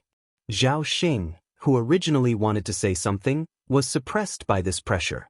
His face instantly flushed red, and the feeling of being stared at by a wild beast made it difficult for him to even breathe. What Yang Chendong used was a visual attack that was close to the Grandmaster level. Under this aura, unless one had a firm belief, not many people could withstand it. Being targeted, Zhao Xing's expression was extremely ugly. He was using all his strength to resist all of this. Seeing that Yang Chendong seemed to be burning with anger, for some reason, the fear in his heart became weaker and weaker. At this moment, his mind was filled with the suffering of the common people after they did not have food to eat, and even death. The more he thought about it, the more determined he became. Zhao Xing knew that if he did not say these words today, he would not have the chance to say them in the future. Then, he did not know where he got the strength from, but he actually broke through the layers of pressure from the visual attack. He forced himself to raise his head and said, "Bugnam of Gojoseon, everyone says that you love the common people like your own children. Please make a decision for the common people of Liaodong. I, Zhao Xing, thank you on behalf of them." When he finished speaking, thump, thump, Zhao Xing kowtowed nonstop. Even when blood flowed from his forehead, he still had no intention of stopping. "Zhao Xing, what are you doing? Hurry up and stop." Seeing that Zhao Xing was actually using this to threaten his teacher, Bai Shuang was so scared that his face turned pale. He reached out to stop Zhao Xing. "Commander Bai, thank you for your kindness. I have made up my mind. If Bugnam of Gojoseon does not agree, I will kowtow until I die here." Zhao Xing's eyes were filled with determination. He had worked hard since he was young, but other than the title of Qianhu, it could be said that he had achieved nothing. Now that he had become a surrendered general, he was afraid that he would lose the title of Qianhu in the future. If that was the case, what was the meaning of life? He might as well take advantage of this opportunity to stand up for the common people. Even if he died, it could be considered as having been born into this world. At this moment, Zhao Xing was going all out against Yang Chendong. The other officers were shocked. They had never seen anyone who dared to treat Yang Chendong with such an attitude. They could even imagine the consequences that Zhao Xing would have to face. Admittedly, Zhao Xing's words were indeed moving, and it could be seen that he was a general who truly cared for the people. However, the words of a lowly person did not carry much weight. Furthermore, Yang Chendong was not wrong. Before the large amounts of supplies were sent up, the army needed food. Especially now that there were tens of thousands of captives. These people needed food the moment they opened their mouths. If they were not appeased, it would be hard to avoid big problems. Everyone had their own reasons, so no one else could say anything. They could only wait for Yang Chendong to make a decision. Zhao Xing was also a man of few words. After saying these words, he closed his eyes, looking like he could do whatever he wanted. The atmosphere in the main hall became very tense because of this. Everyone's heartbeats could be faintly heard. On the main seat, Yang Chendong had already retracted his aura. He did not expect Zhao Xing to be able to break through his eye attack. From this, it could be seen that this person was indeed a talent. Those words came from the bottom of his heart. If he was not prepared to die, he would not be able to do this. It was rare to have someone who loved the people so much. Yang Chendong had a good impression of him. After all, not everyone who cared about the people could face death with equanimity. Of course, he had to use such a talent for himself. Just as everyone was waiting for Yang Chendong to announce the result, he said, "Order, promote Zhao Xing to be the deputy commander of the Liaodong Cavalry Reinforced Regiment. He is to assist Tong Long in the preparation and training of the army. Order the other divisions to prepare for the army's departure in 3 days." The sudden order confused everyone, especially Zhao Xing, whose mind was filled with questions. Not only was he not killed, he was promoted instead. What was going on? He was completely confused. However, he still remembered one thing. What about the food for the people during winter? Thinking of this, he directly asked, "Bugnam of Gojoseon food?" At this time, Zhao Xing did not show any excitement because he was promoted. Instead, he was still concerned about the food problem of the people. Yang Chendong was very impressed. The food problem is easy to solve. For this year and next year, I will not collect any agricultural tax from the people of Liaodong, which is the 3 eastern provinces. The food collected can be used for our own use. There won't be any problems, right? The reason why he was worried that the people of the 3 eastern provinces would not have any food to survive the winter was that Bugnam of Gojoseon would send people to collect food at the end of autumn. If the food tax was removed, the harvest this year would be enough for the new year and they would be much richer. At this moment, Zhao Xing finally understood that it was not that Bugnam of Gojoseon did not hear what he said. He was just testing him. Thinking of how the people of the 3 eastern provinces would not starve to death if the agricultural tax was not collected for 2 years, Zhao Xing did not know how many lives this would save. He immediately fell to the ground again and shouted, "Long live Bugnam of Gojoseon." "Alright, you are thinking for the people. How can I not fulfill your wish? They will be my people in the future. Of course, I will not watch them starve. This matter will be announced in a while. There is no need to mention it. Now, you only have 5 days to prepare the army. We can't wait any longer at the beginning city." When he said this, Yang Chendong's eyes had a hint of seriousness. "Sixth young master, don't we have to fight Li Tong and the others? Will they come to find trouble with us because of this?" Ling Daqiang, the commander of the 4th Army Division, asked worriedly when he heard that they were going to enter the grasslands. "That's why we have to leave some people behind to watch them." Why don't the 4th Army Division stay behind? You also know that although we have opened up a supply route to the beginning city, it is not very safe. Therefore, we need someone to stay behind to continue suppressing the Baiming army. This task belongs to the 4th Army Division. Yang Chendong said with a look as if he had long prepared for this. When Ling Daqiang heard this, he did not know whether to laugh or cry. "Sixth young master, we, the 4th Army Division, will carry out your decision." This was not because Ling Daqiang raised a question, so Yang Chendong arranged for them to stay behind. It was because he already had this idea. In comparison, although the 4th Army Division had bicycles in their hands and could increase their speed, the journey was too long. By the time they arrived, their legs would not listen to them. It would be easier for the cavalry to travel. Besides, they would only be defending and not attacking. The 4th Army Division, who were all firearms, would be of great use. Chapter 1160. Of course, Yang Chundong wouldn't just leave the 4th Division behind. What if the Baiming army went around them? Therefore, he also left behind the new army that was rushing towards the Jianzhou left guard. That was more than 20,000 cavalry. If they stayed behind to cooperate with the 4th Division, they would be able to ensure the safety of the 3 eastern provinces. As for the next step, they would need to wait for the army from the Japanese Empire and the 7th Army there to arrive in the 3 eastern provinces. Only then would they be able to hand over the defense and head to the grasslands. Leaving behind the 4th Division and the new army, Yang Chundong would bring the 1st Cavalry Division and the Liaodong Cavalry Strengthening Regiment to support the first city. Although there weren't many troops, they were all cavalry. They were elite enough to guarantee that they could reach the grasslands in the shortest time possible. Considering the urgency of time, they only had 5 days to prepare. After 5 days, the new army would arrive at the Jianzhou left guard. That was also the time when Yang Chundong would leave with his troops. Overall, it was still quite tense. Fortunately, he could train as he hurried along, saving some time. After the order was given, the various divisions started to get busy, especially the 1st Cavalry Division and the newly established Liaodong Cavalry Strengthening Regiment that needed to be doubled. There was a lot of work to be done to expand and build one. Fortunately, with the help of the 4th Division and the Black Cavalry, although time was tight, it wasn't impossible. The biggest advantage of the 5-star army was that they didn't have to worry about food and weapons. In other words, once the new army was organized, they could immediately start training. This was something that other armies couldn't compare to. At the same time as the expansion of the army, the news that Bugnam of Gojoseon had ordered the 3 eastern provinces to be exempted from agricultural taxes was also announced to the world. After the news spread out, the people of Liaodong rushed to spread the news and were overjoyed. Although the 3 eastern provinces were bitter and cold, they had a large territory, especially the black soil that was given to them by the heavens. It was quite fertile.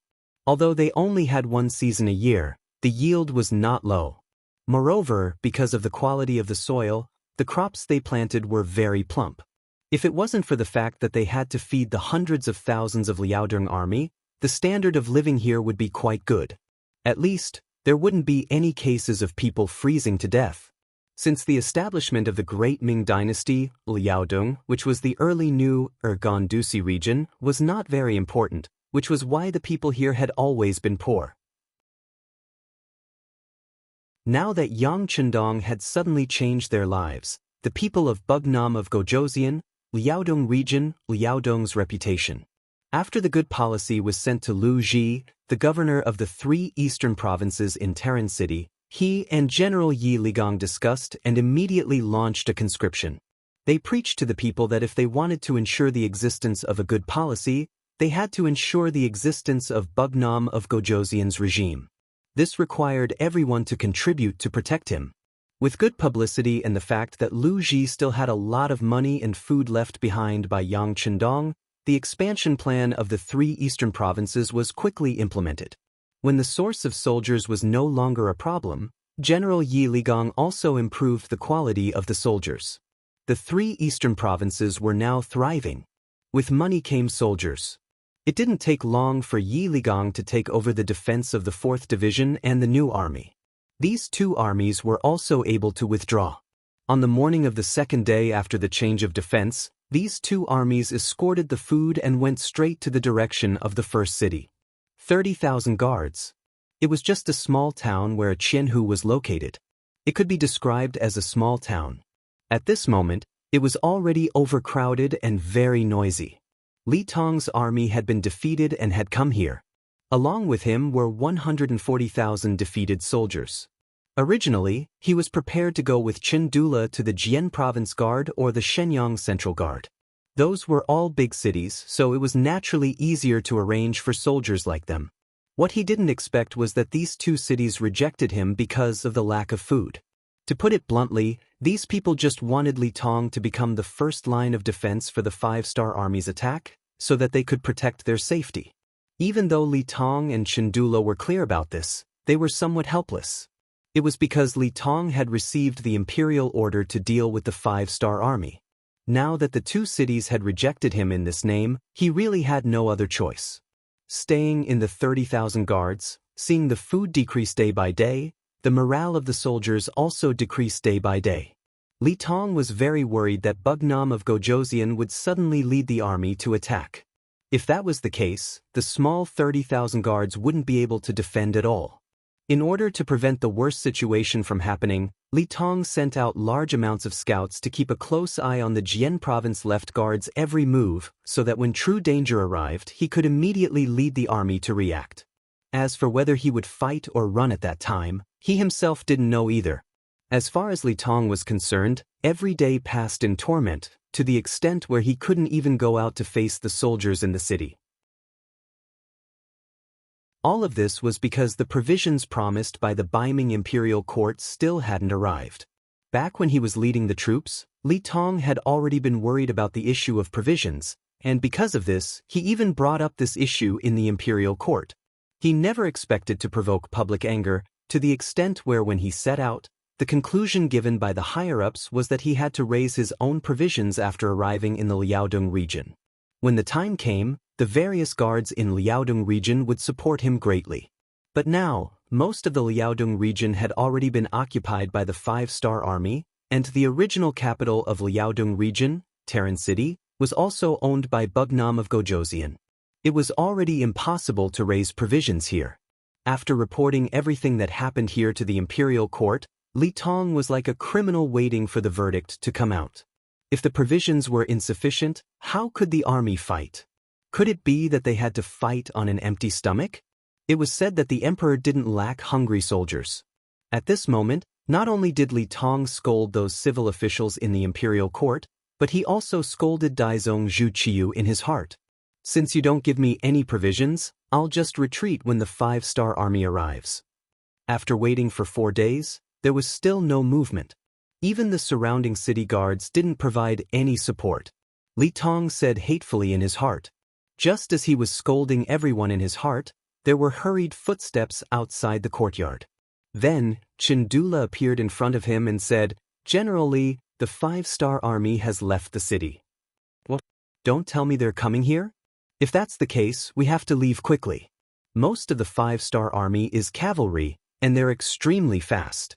When Li Tong heard this, he said with a panicked expression. Chindula saw the reaction and felt disdain for him. With this little bit of courage, he wanted to deal with the 5-star army and Bugnam of Gojoseon? He didn't know what the imperial court was thinking, sending such a cowardly general. Chindula looked down on Li Tong in his heart, but when he considered that the other party had an army of 140,000 soldiers, even if he was dissatisfied, he wouldn't show it. He acted as if he didn't hear Li Tong's words and said, "Good news. Although the 5-star army has left the city, they didn't come here. Instead, they went straight to the west. It seems like they're preparing to pass through here and go to the grasslands. Origin City is now surrounded by Baiming and the world of Wara. I'm afraid they'll want to help us out." "Really?" While digesting this news, Li Tong asked very carefully, "They won't suddenly take a detour and come to our 30,000 soldiers, right?" "No, they won't. Even if it's true, I've already arranged for hundreds of scouts to keep an eye on them. If there's a change in the situation, we'll immediately receive the news." Chindula shook his head. "Good, that's good. We'll be safe now that the main force of the 5-star army has left." Li Tong said with a sigh of relief. Seeing that Li Tong only had such a small thought, Chindula shook his head lightly. In his eyes, this wasn't a matter of whether he was safe or not, but an opportunity to take back everything. No matter what, he was still the commander of the Jian province left guard. Now that the city was gone, his position as commander existed in name only. If he wanted to seize power again, he had to take back the city. All of this could only be done by relying on Li Tong. "Generally, you see, the 5-star army has left. Even Bugnam of Gojoseon has left with the troops. Should we also take action?" Chindula asked tentatively. "Take action? What action? Are we going to stop Bugnam of Gojoseon from leaving? Don't joke around, we can't defeat them." Li Tong shook his head.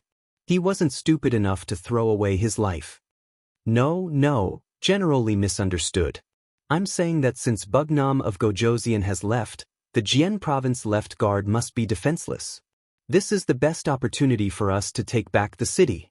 Once we succeed, General Li will have made a great contribution. If the emperor knows, he will also reward you. Chen Dula moved forward and instigated. Reward? Li Tong's expression changed when he heard this.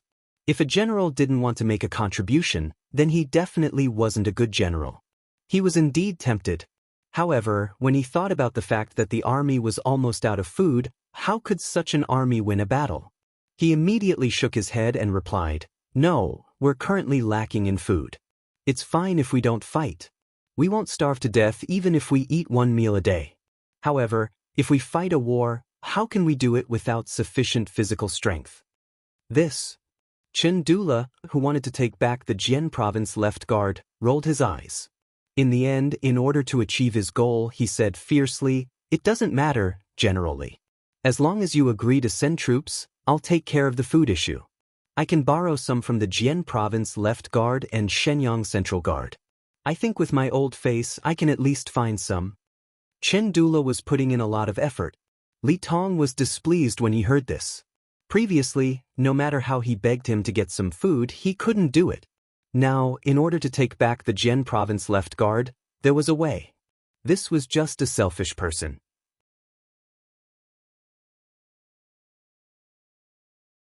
Chapter 1161. Li Tong wanted to say that food was not enough, but considering that he also needed to make a contribution, it was better not to fall out with Chen Dula, so he nodded. "Okay, as long as we have food, we can send troops to the Zhenzhou left guard. No matter what, we have to help General Chen take back the territory." Chen Dula knew very well that Li Tong was not doing this to help him, but to make a contribution. However, the two of them now had the same request, so it was not the time to undermine him. He nodded and said, "Okay, leave it to me." Speaking of which, Chen Dula was indeed quite capable. With his old face, he managed to borrow enough food to last his army for 20 days from the nearby guard station. With this time, in his view, it was not a problem to take down the Zhenzhou left guard. As for how to solve the problem of food at that time, he just needed to collect the food tax from the nearby people. In order to not be punished, Chen Dula had long forgotten about the suffering of the people. Baiming capital, Yamen of the Ministry of Revenue. The Crown Prince's junior tutor, Grand Secretary and Minister of Justice, Su Yozhen, walked in steady steps. The officials of the Ministry of Revenue hurriedly came out to greet him. Soon, the Minister of Revenue, Jin Lian, also came out in a neat official uniform. "Oh, I don't know. Lord Su, please forgive me for not going out to meet you." "Ha, Lord Jin is too polite." Su Yozhen smiled and laughed. The two ministers walked into the Yamen of the Ministry of Revenue together. As they walked, Jin Lian asked with confusion, "Lord Su, why have you come to the Ministry of Revenue?" "Oh, it's because of the war in Liaodong. Li Tong lost his food, and now hundreds of thousands of soldiers don't even have food to eat. This is not good. How can they win the war? That's why I'm here to see if I can send them some rations as soon as possible." Su Yozhen said with a compassionate expression. As the Minister of Revenue, Jin Lian was naturally very clear about Li Tong's request for food.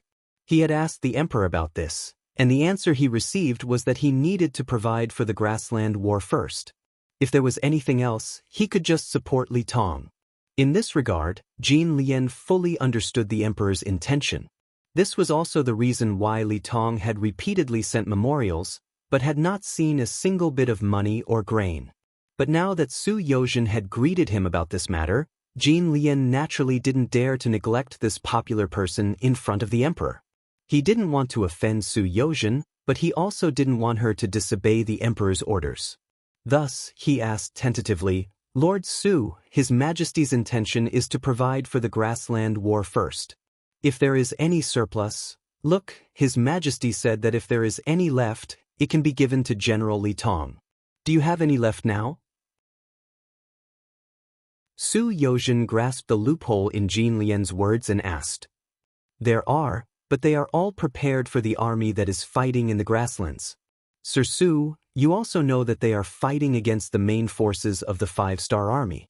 Who knows how long the battle will last? Jean Lien answered with a troubled expression. However, he didn't know that when he said these words, he had actually fallen into the other party's trap. Just as Jean Lien finished speaking, Su Yozhen's laughter sounded. Lord Jean, I'm afraid that you are joking with me. You said that we are going to face the main forces of the 5-star army on the grasslands. Then I want to ask, is the main forces more powerful than Bugnam of Gojoseon? He is now in the Liaodong region. If General Li Tong is defeated because he doesn't have enough money and grain support, once the Liaodong region is completely lost, it will directly threaten the safety of our capital. At that time, even if we take down the first city, what's the use? Can you bear this responsibility? Jean Lien was stunned when he heard the question. Indeed, if the safety of the capital was threatened, it was obviously much more important than taking down the first city. Seeing that Jean Lien was silent for a while, Su Yozhen patted him on the shoulder and said, for the safety of the capital and in case something happens in the future, the emperor may vent his anger on Sir Jean. I think that General Li Tong should be given some food and grain. Oh, right, this is 10,000 taels of silver. Although it's not much, it's a little token of General Li Tong's appreciation. A banknote of 10,000 taels of silver from the Yang family bank was placed in Jean Lien's hand. This was indeed sent by Li Tong. He knew that the officials of the imperial court were manipulative, so he sold everything he had to gather 20,000 taels of silver. This also made it more reasonable for Su Yozhen to appear here. Of course, the main reason why Su Yozhen agreed to do this was that Yang Chendong had given the order. Seeing that the Liaodong region was about to enter a relatively balanced phase, it was not a big deal to give them any amount of money and grain. On the contrary, if they gave more to Li Tong, they would give less to the Baiming army on the grasslands. This might play a very positive role in the upcoming war there. To achieve great things, one must have a superhuman vision. For example, one must be able to see 3 or even 5 or more steps before taking one step. Obviously, Yang Chendong had this ability, and it was because of this action that it did play a big role in the future war on the grasslands, causing the Baiming army to suffer a great loss. With 10,000 taels of silver and a great reason in front of him, Jean Lien chuckled. Okay, Sir Su, I know what to do. Seeing how Jean Lien accepted the banknotes with a smile and immediately called for his assistant to arrange for the delivery of the provisions, Su Yozhen stood at the side and laughed out loud. First city. More than a month ago.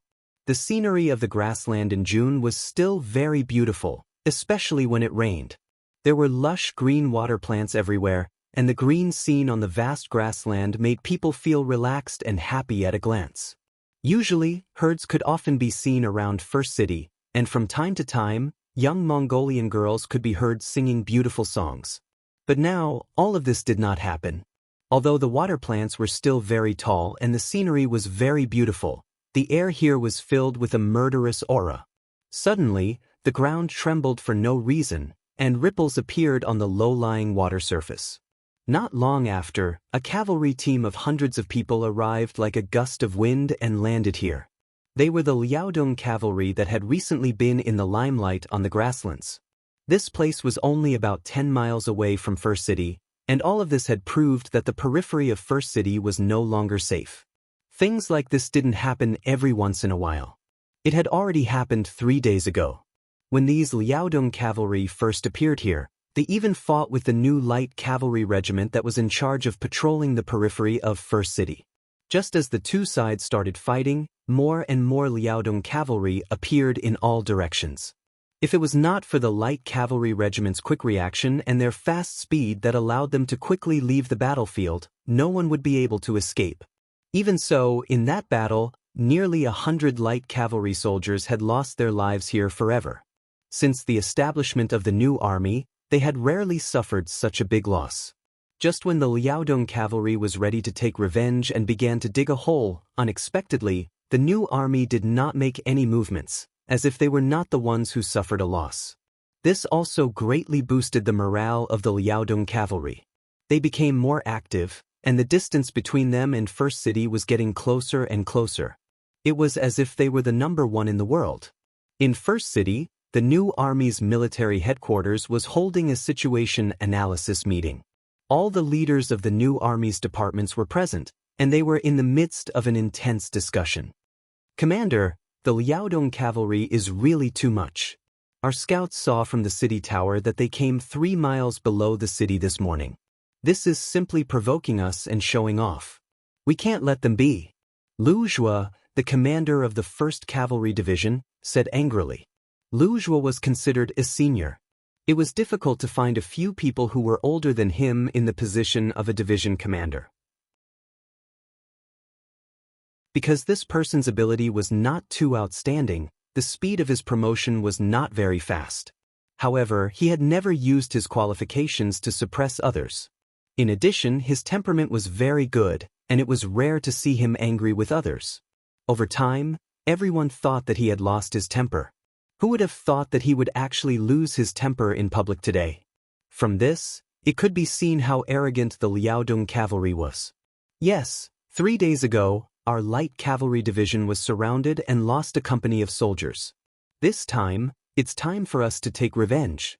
No matter what, we can't let them go easily. Ma Bianshi, the light cavalry division's commander, said with an angry face. The other people in the meeting did not say anything, but from the fact that no one objected, they should have the same idea. Tiger's Mane, who was sitting at the head of the table, saw everyone's reaction. He then glanced at Yang Si, who was listening beside him, and shook his head helplessly. As the commander of an army, Tiger's Mane was very good at controlling the situation. In the past, no matter whether it was a big or small matter, as long as he expressed his opinion and opened his mouth, no one would say anything against it. But this time, it was obvious that everyone was angry. He was afraid that he could not rely on his personal authority to control the situation. "You do it." Tiger's Mane did not want to use his power to suppress others. He looked at Yang Si, who was gloating, and said with a displeased voice, Okay, Tiger's Mane, don't be angry.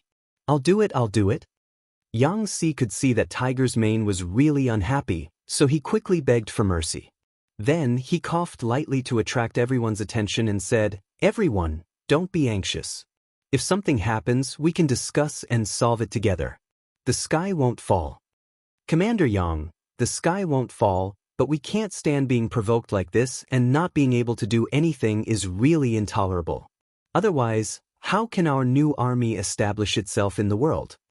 Commander Lu Zhuo thought that Yang Si was here to cause trouble, so when he said these words, he was more or less angry. He even vaguely wanted to remind Yang Si that this was their new army's problem and had nothing to do with the logistics division.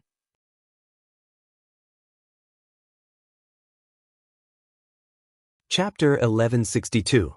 Tiger's Mane also understood the hidden meaning in these words. He immediately glared at Lu Zhuo and said, "Division Commander Lu, what kind of bullshit are you spouting? Let me tell you, apologize to Division Commander Yang Si immediately. Otherwise, I'll dismiss you." This sudden outburst shocked Lu Zhuo. Given Tiger's Mane's usual power, Lu Zhuo also knew that his qualifications would not be taken seriously by others. He could only cup his hands together and say to Yang Si, "Division Commander Yang, I was reckless just now. I'm sorry, but you know, I'm not here for you." "Okay, I know what's going on. Division Commander Lu, you don't have to explain. I just hope that everyone can listen to me, an outsider of the new army, say a few words, okay?" Yang Si smiled nonchalantly. He even intentionally pointed out the fact that he wasn't a member of the new army. Lu Zhuo immediately lowered his head with a red face. The others also didn't dare to say anything against it.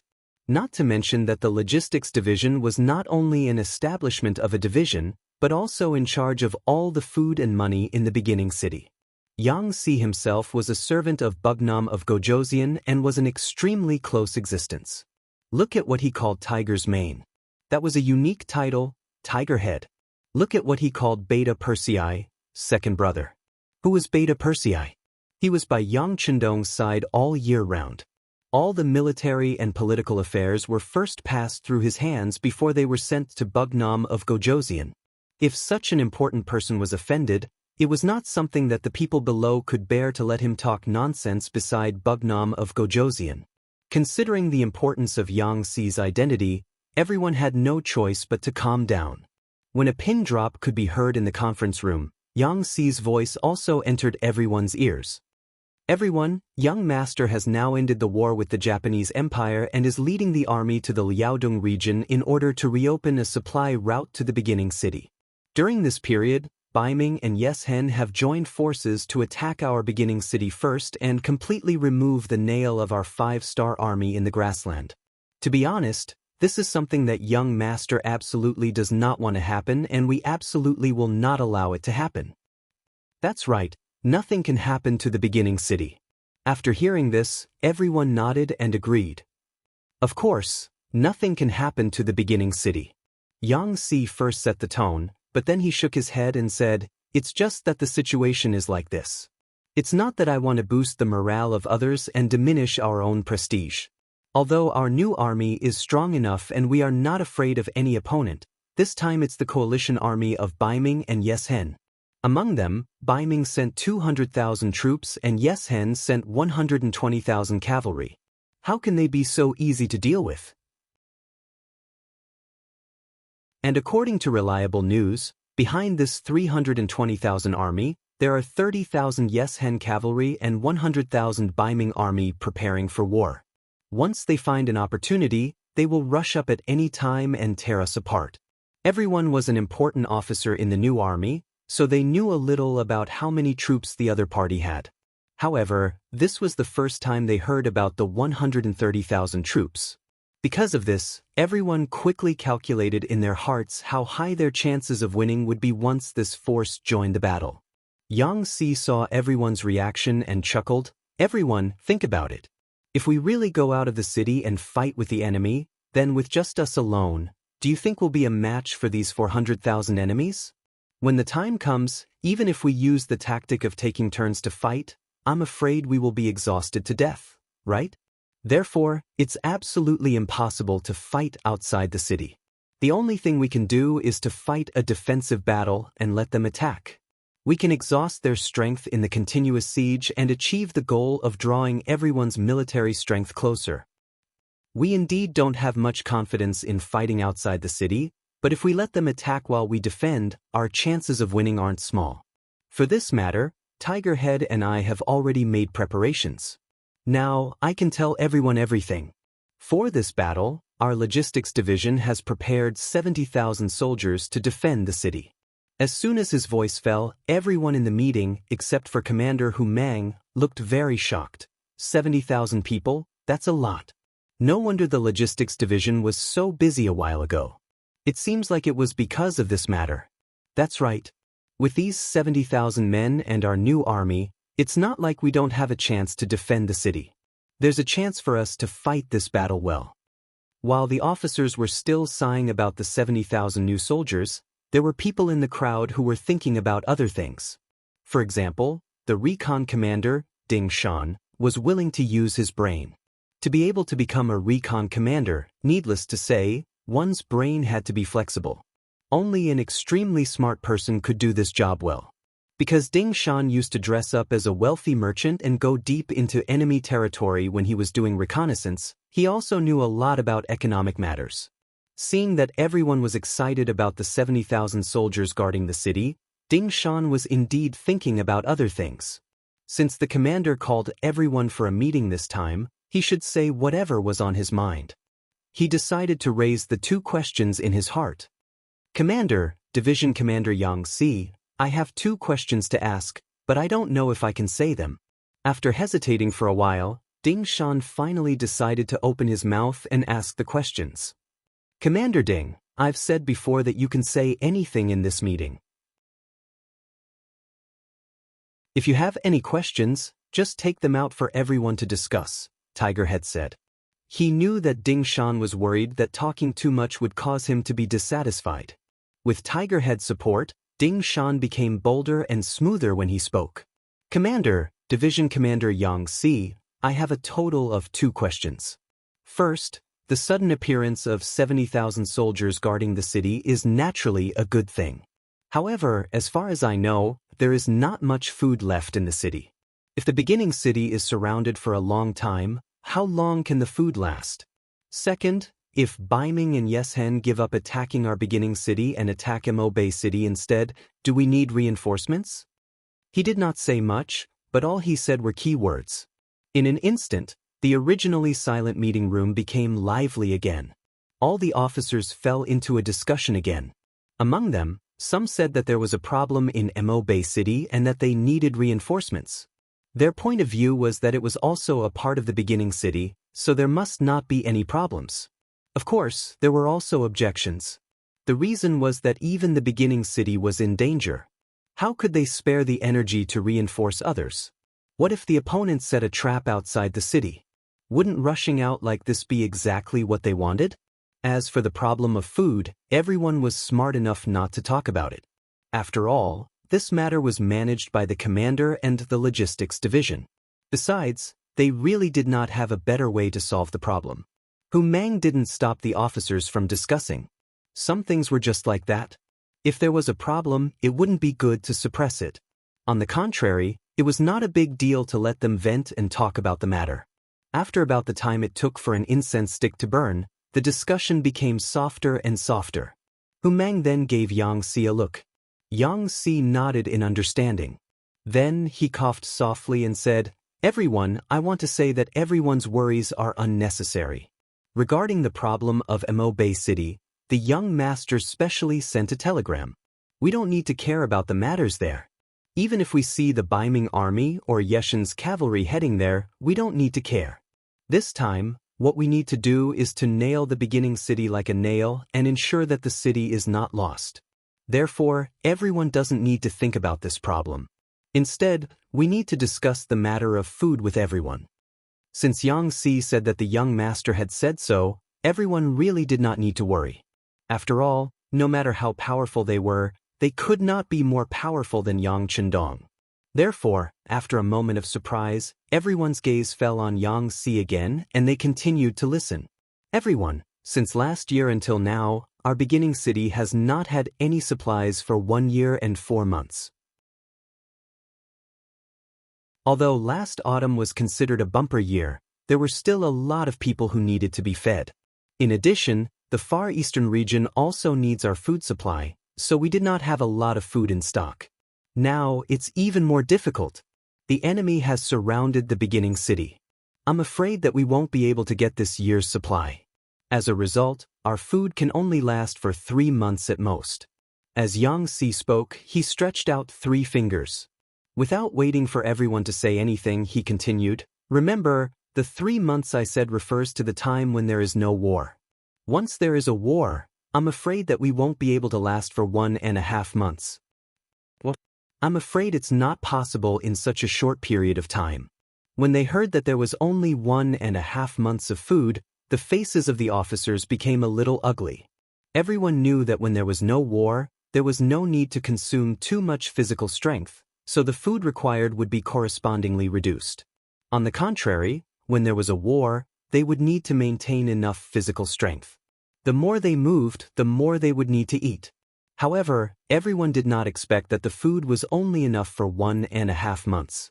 The current Bugnam of Gojoseon had just entered the Liaodong region not long ago. If he wanted to solve the problem there and open a new supply line, it would not be possible in a short period of time. In this way, didn't it mean that the food in the beginning city was already very insufficient? Seeing the changes in the officers' faces, Tiger Mane knew that he had to say something at this moment.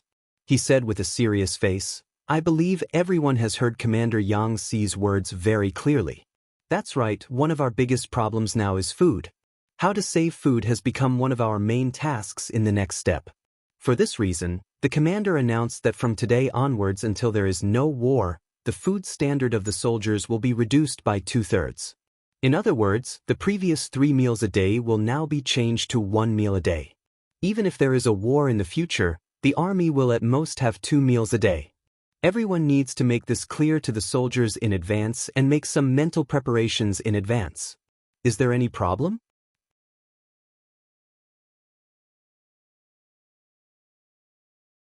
Chapter 1163. There was not enough food. This was an objective fact. Reducing the food supply had become a must. There was no room for discussion. At this time, everyone knew that. Who would not understand? However, when they thought about how they would have to starve for a period of time, everyone's expressions inevitably turned a little ugly. The meeting continued. Next, everyone put forward various suggestions on how to defend the city. After more than 2 hours, the meeting was dismissed. After sending everyone away, Tiger's Mane looked at Yang Si, the only one who did not leave, and said, "The next period of time will be very difficult. Young Master is also watching us from afar. You must hold on." Tiger's Mane, don't worry. As long as we are still here, no one can open the gate to enter the first city. Yang Si also put away his playful appearance and said very seriously. 10 days after this meeting, the attack and defense of the first city officially began. 200,000 Baiming army and 120,000 Yeshen cavalry appeared from all directions, surrounded the first city, and launched their so-called all-out attack. An all-out attack meant that any point on the battlefield could be the direction of attack in advance. This kind of attack felt like casting a wide net. However, Tiger's Mane was already prepared. Especially with the effect of the mines buried in the ground, they caused a lot of damage to the opponents. It took them 7 days to remove all the mines outside the city and reach the city tower. When the first city was built, it had a large outer city. Now was the time to play a role, especially under the protection of a wide moat. In addition, it was the rainy season, which brought a lot of trouble to the Baiming army's attack. The new army relied on these external environmental advantages to stall for time day by day. Until now, more than 20 days had passed since the attack, but they still did not let the Baiming army and Yeshen cavalry gain any advantage. At this time, Yang Chendong sent a telegram saying that he had pacified nearly 2/3 of the territory in Liaodong. At the same time, he had also opened a new supply line. Now, he was on his way to Shur City. However, considering that the mountain was high and the road was long, it would take at least a month to transport the supplies. Hope appeared, but it took some time. Tiger's Mane, Yu Mian, and Yang Si all let out a long sigh of relief when they saw the telegram. "Great, I can finally see hope." Yu Mian chuckled. "That's right. Young Master is indeed Young Master. He solved most of the problems in Liaodong in such a short time. At the same time, he also opened up the supply line." "That's amazing," Yang Si said with a sigh. Only Tiger's Mane did not say anything. When he saw the two of them looking at him, he could not help but say, "But how are we going to survive the next month?" "Yang Si, to be honest, how many days can our provisions last?" "This? If we continue to develop like this, I'm afraid we will have nothing in half a month." "Tiger's Mane, you know that the soldiers stand on the city tower every day to defend against the enemy. If they don't even have enough to eat, how can they have the strength to fight?" Yang Si, as a logistics officer in charge of money and provisions, actually took the initiative to speak for the army at this moment. From this, it could be seen how limited the food distributed every day was. "No, half a month is definitely not enough. You have also read the telegram just now. I'm afraid it will take at least a month for the young master to arrive here. This does not exclude the possibility of other accidents happening. In other words, it may take even longer. When that time comes, we will have an empty army but no food. How are we going to fight this war?" "So," as if he had made a very heavy decision, Tiger's Mane said aloud, "So the food distribution must be checked. The soldiers who are on the battlefield can only have 1 meal a day. Those who are not on the battlefield can have 1 meal every 2 days. Usually, we can boil more water for them to drink. At worst, we can add some rice and make it into rice soup. It's just a little thinner, that's all." "Well, that won't do." When Yu Mian heard this, he was shocked. Although he was not a soldier, he knew that if the soldiers did not keep up with the nutrition, it would greatly affect their performance. "What do you mean by that?" "I am the commander of the new army, the highest-ranking officer here. Since I have said so, then it's settled. I know my soldiers, they will definitely be able to persevere." When Tiger's Mane said this, tears were already welling up in his eyes. This decision was made by him, and he knew very well what the consequences would be. However, if they did not suffer now and tighten their stomachs, once there was not a single grain of food in the city, the city would collapse by itself. Tiger's Mane's attitude was very firm. After Yumian and Yang Si looked at each other, they knew that it was useless to say anything now. Both of them expressed their support. Moreover, they promised that the city lord's mansion and the logistics team would start to save food. They would have one meal every 2 days and would mainly drink porridge. The three of them represented the highest administrative organization in the beginning city. Their opinions were unified, and the order was quickly passed down. Naturally, it attracted a lot of complaints. The day's attack and defense battle stopped as the sun set. The soldiers of the 5-star army who had been fighting for the whole day retreated from the city tower. Each of them had a yellow face and their legs were weak. They originally thought that they could have a full meal, but when they saw that there was only a little rice in the clear water waiting for them, and it was not even rice soup, their faces became even uglier. To be able to become a soldier of the 5-star army, the requirements were very strict. They did not want the old, those who were too young, and those who were weak and sickly. This also caused most of them to be young and middle-aged men. These people were naturally stronger, but at the same time, they also had a large appetite. The food of the 5-star army had always been good, and it was full of meat and fish. Even so, they could usually eat 2 big bowls of rice for a meal. When there was not enough oil, it was normal to eat 3 or 4 big bowls. However, now they could eat as much as they wanted, but they could not eat until they were full. One could imagine how big the contrast was. Therefore, some soldiers could not help but complain. If we eat this, how are we going to go up the city tower to fight tomorrow? That's right. If we don't have enough food and don't have the strength, how are we going to defend the city? That's right, that's right. Someone took the lead, and soon, more soldiers began to agree. They did not want to cause trouble, but their stomachs rebelled first. Enough. The battalion commander in charge of leading the army had a very serious expression. Don't feel indignant for yourselves. The first city has been surrounded for more than a year. It's already good that there is still food to eat. Although you are working hard and even risking your lives, at least you can still drink rice soup. However, look at the people in the city. They have even forgotten what rice soup tastes like. Now, there is not even a tree in the city. Do you know why? It's because even the bark has been eaten clean by them.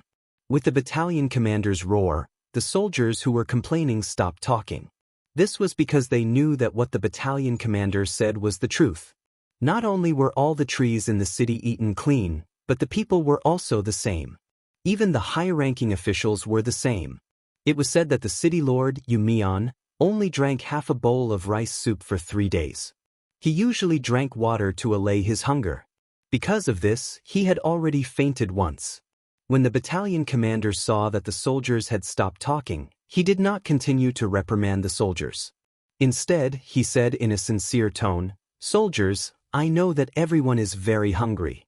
To be honest, I am also hungry.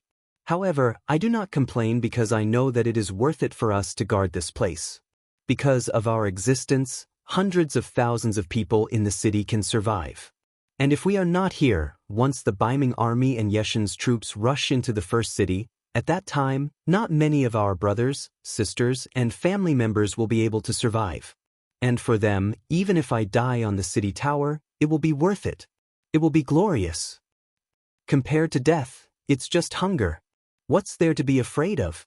The battalion commander's family was in the first city. The reason why he was able to persist until now was more for the sake of his family. After he said this, all the soldiers' complaints disappeared. If there were some of them who still had some opinions in their hearts, but even the officers and the city lord were like this. What else could they say? All right, eat early and rest early. There will be a big battle tomorrow. The deputy battalion commander took the initiative to stand up and smooth things over. A small storm was suppressed just like that. The matter was quickly discovered by the military scouts and reported to the commander, Tiger's Mane. Looking at the report, he sighed and said, "These are our soldiers. What lovely soldiers. With such soldiers, there is no reason why we can't win this battle." Yes, the soldiers are willing to sacrifice their families for the greater good. This spirit is worth learning. The Logistics Division Commander, Yang Si, nodded in agreement. Just learning is not enough. Yang Si, I know you still have some food. Why don't you distribute some? Otherwise, I'm really afraid that the soldiers won't be able to withstand the hunger. As Tiger's Mane spoke, he looked at Yang Si with a yearning gaze. Yang Si was the official in charge of logistics appointed by Yang Chendong. He had so much power that even if he did something wrong, Tiger's Mane did not have the power to punish him at will. With such power, Yang Si did not disappoint Yang Chendong. He managed the logistics in an orderly manner. Especially when it came to money and food, he kept a lot of tricks up his sleeve. Even though there was a severe shortage of food in the city, Yang Si still had a backup plan. He left some food and didn't take it out. For some reason, Tiger's Mane found out about this matter. He wanted to use this food more than once to save the city. Absolutely not. Yang Si knew what Tiger's Mane was talking about. He said in a very decisive and unquestionable tone, that is the real last life-saving food. It may bring about an extremely important impact and result. It absolutely cannot be used now.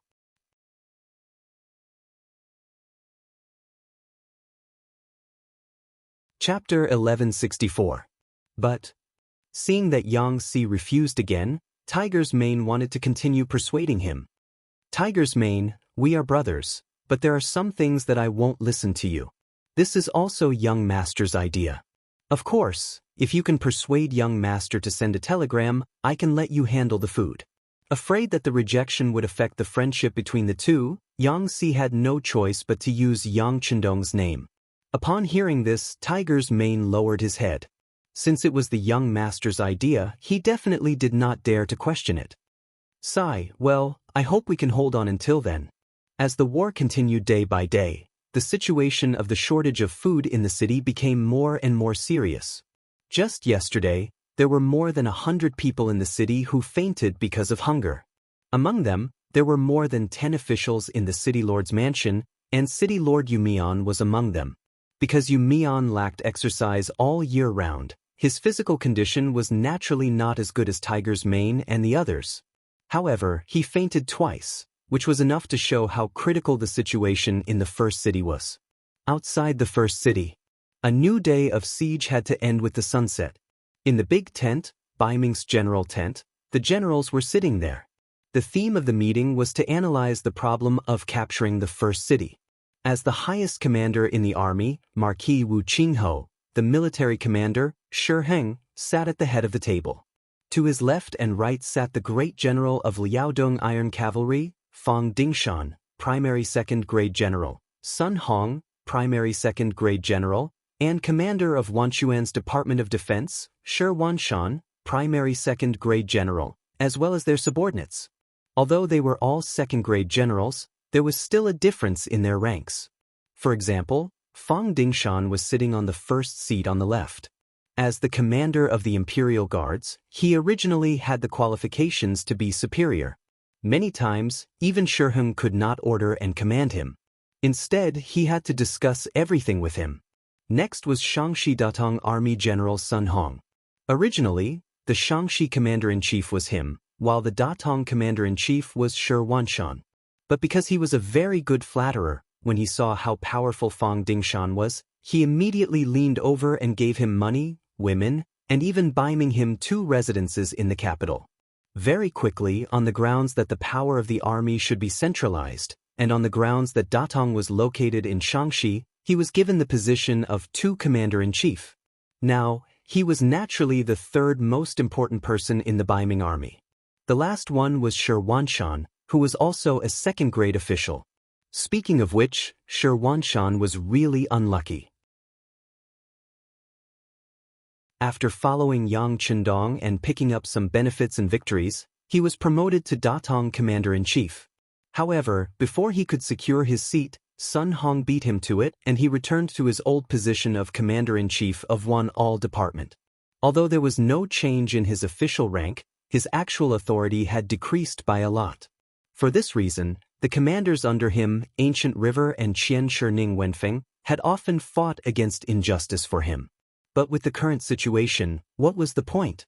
But even so, Shi Wanshan, as a second-grade general, should have been seated in the fourth position, which was the second seat from the left. But who would have thought that great General Fang Dingshan would place Deputy General Luo Baikuan in this position, so he had no choice but to sit in the second seat from the right, becoming number 5 in the army. If it were a normal person, they would have already lost their cool in the face of such suppression, but Shi Wanshan did not do so. On the contrary, he continued to do what he was supposed to do, making it so that Fang Dingshan could not find a suitable excuse to deal with him. There was no such thing as love or hatred for no reason in this world. The reason for all of this was that when Fang Dingshan first came to the Datong prefecture, he had hinted that Shi Wanshan, who was still a commander-in-chief at the time, wanted money. To be able to become the commander-in-chief of the imperial bodyguards, Fang Dingshan was not only capable, but more importantly, he was willing to give money. He would try his best to make friends with anyone who could talk to the emperor. Naturally, he would spend a lot of money to establish a good relationship with them. But where would he get this money from? Of course, he had to think of a way to get it.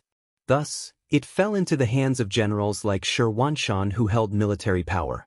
It was true that Shi Wanshan was the commander of the army, but because of his background, he was different from the other generals of the great Ming dynasty. He knew that he had to treat his soldiers well because he knew that this was the only way the soldiers would work hard at crucial times. Therefore, the matter of embezzling the soldiers' pay had never occurred in the army under his command. If he did not embezzle the soldiers' pay and only relied on some gray income, where would he have the extra money to give Fang Dingshan? Furthermore, he had also asked around and found out that this person had a huge appetite. Fang Dingshan wanted at least 70% of the military budget and only left 30% for himself. This kind of person was not someone he could satisfy. Since this was the case, it was better not to give him even once. With the limited amount of money, he could give the officials in the capital some favors and say a few words at crucial times. One demanded money and the other did not give it. This was how the enmity appeared. When everyone saw that Fang Dingshan was very unhappy with Shi Wanshan, even Shi Heng, who was the commander-in-chief of the army, began to distance himself from him. Moreover, in the siege of the city these days, the soldiers of the Datong prefecture had all been used. In the past month, the number of casualties alone had reached 30,000, and there were countless more injured. Because of the lack of provisions, the strength of the 5-star army in the first city was constantly declining. The topic of this meeting was to let the soldiers of the Datong prefecture replace the soldiers of the Datong prefecture. To put it bluntly, seeing that the opportunity to make a great contribution had arrived, they were ready to snatch the credit. At the beginning of the meeting, Commander-in-Chief Shi Heng made the topic public. He even said to Shi Wanshan with an unfriendly expression, "General Shi, after such a long time, even the outer city of the first city has not been taken down. You have an unshirkable responsibility. After my discussion with the other generals, we have decided to let all of you retreat and have a good rest. You can leave everything to Commander Sun Hong. But we have already made great progress and..." Seeing that someone was going to take advantage of the situation, the commander of the Datong prefecture, Ancient River, who had a bad temper, suddenly stood up and said angrily with a red face, "How dare you? How can you speak here?" Fang Dingshan glanced at Ancient River and then snorted at Shi Wanshan, "General Shi, your men are too unruly. You are not fit to be a general. How can you say that about my..." Ancient River, who was furious, wanted to reprimand him again. However, Shi Wanshan had already stood up and stood in front of him. He bowed to Shi Heng and Fang Dingshan and said, I'm sorry. This bad temper is all because of me. I apologize to both of you on behalf of General Gu. Also, I agree to let the soldiers who are attacking the city retreat for a rest. I also want to thank both of you for your sympathy." One would never slap a smiling person. Shi Wanshan was so humble in front of so many generals. It could be said that he had lost all his face. Since they did not want to be called unreasonable, Shi Heng and Fang Dingshan did not say anything. Instead, they looked at Sun Hong, who was sitting there with a smile, and said, "Commander Sun, I'll leave the rest to you. I hope you can perform well and take down the first city as soon as possible. That would be a great contribution. Don't be like some people who are afraid of death." Well said. I'll leave the rest to Deputy Commander General Guang. I have something to do and need to return to the Datong Prefecture first, Sun Hong replied with a smile. Everyone was very clear about who this referred to. Everyone could not help but look at Shi Wanshan with a trace of coldness. There were even some people who intentionally shifted their positions and distanced themselves from Shi Wanshan and the other two. It was as if whoever was closer to him would be infected and be tainted with bad luck. Shi Wanshan's expression remained the same as usual. It was as if all of this had nothing to do with him. Of course, from his clenched fists, his heart was not as calm and indifferent as he appeared on the surface. After the meeting ended, everyone walked out of the tent in twos and threes. Only Shi Wanshan and the other two were left at the back. There was no other way. Everyone was rushing out of the tent as if they were deliberately provoking them. In this regard, Shi Wanshan suppressed Ancient River and Ning Wenfei. He waited for everyone to leave the tent before bringing the two of them out. As soon as they came out, they heard Feng Liang's words. You're even taking your time to walk. No wonder the soldiers below are all trash. Who are you talking about? General Gu He, who had been unable to suppress his anger for a long time, shouted loudly. He lifted his leg and kicked towards the person who spoke. No one thought that Ancient River would actually dare to fight in the main tent. For a moment, all the generals who wanted to leave were stunned. They watched as Ancient River kicked the person who spoke, and then a black shadow flew out. The person who flew out was Datong's Deputy General Guang. He was a soft-footed general who had relied on giving money to Shi Heng and Fang Dingshan to become a secondary rank 2 military officer. It was because he had given money to Guang that Ancient River had humiliated him in public. Now that he finally had a chance to return the favor, how could he be polite? He immediately mocked him. He never thought that Ancient River would be so bold as to attack a fellow general in front of everyone. In the laws of the Great Ming Dynasty, there were strict rules against fighting between generals. In order to prevent internal strife, the heaviest punishment was death. Gu He was also in a fit of anger. He did not consider so much at all. That was why he kicked out. After he kicked out, Shi Wanshan, who was at the side, was shocked. He quickly tried to stop Gu He. At the same time he shouted, "Gu He, you can't do this. It's not worth losing your life for this kind of person." After he kicked out, Ancient River instantly thought of the military rules and regulations. However, considering that he had already attacked, how could he be polite? Since he was going to die no matter what, he wanted to kill to make up for it. He directly rushed towards Guang, who was lying on the ground.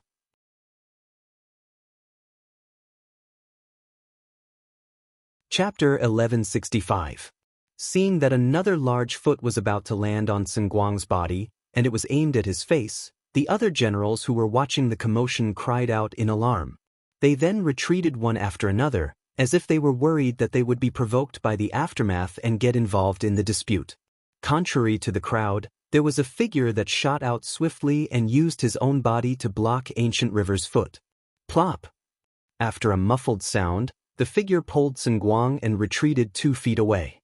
Ancient River was furious that his first kick had failed. He strode forward, intending to give Guang 2 more kicks. In short, he was determined to kick Guang to death. However, he no longer had the chance because the figure that was protecting Guang had already stepped forward and stood horizontally in front of him.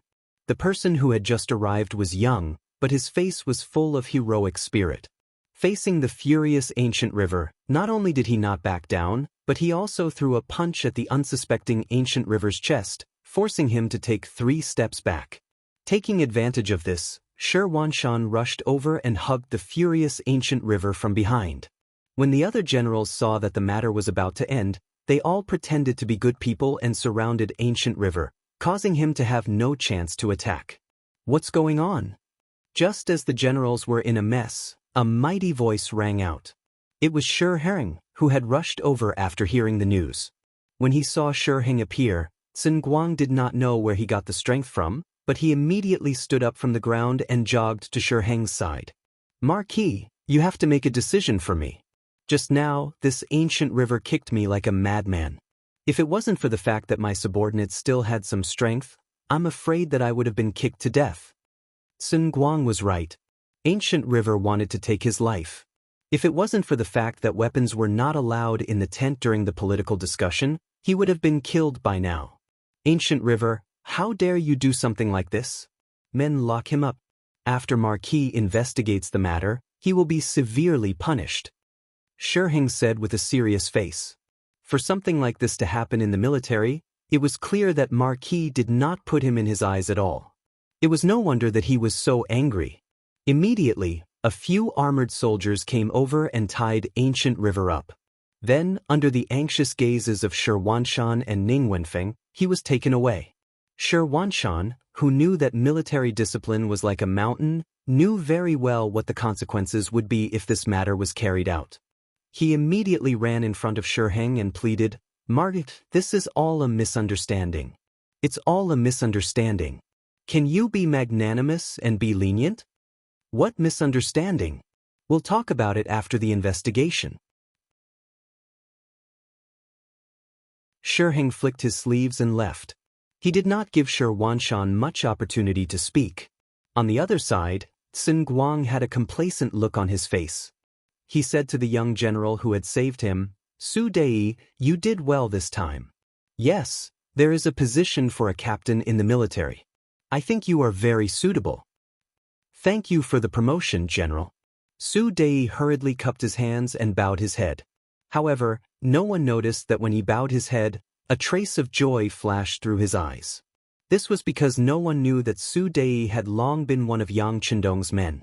Even now, Yang Chendong still owed him a female soldier from the 5-Star Army's publicity team. Therefore, after everyone left, Su Dei took the 50 taels of silver that Sun Guang had rewarded him and went to a newly built restaurant next to the military camp. No one knew that he had secretly met the restaurant owner, who was a secret agent from the Security Bureau. Please report to the higher-ups that Ancient River's commanding officer is aware that he might be in danger. Generals Shi Wanshan and Ning Wenfeng will definitely do their best to rescue him. After relaying the message to the restaurant owner, Su Dei, like many other customers who came here, found a seat and ordered a table full of food and wine. Before he finished eating, the secret agent had already told him about the message that Yang Chendong had personally sent to him. He had to increase his efforts to stop Ancient River's actions, but it would be best if he could ensure that Ancient River didn't die. After Shi Wanshan and Ning Wenfeng hurriedly returned to the large tent, the two of them looked at each other with a bitter expression.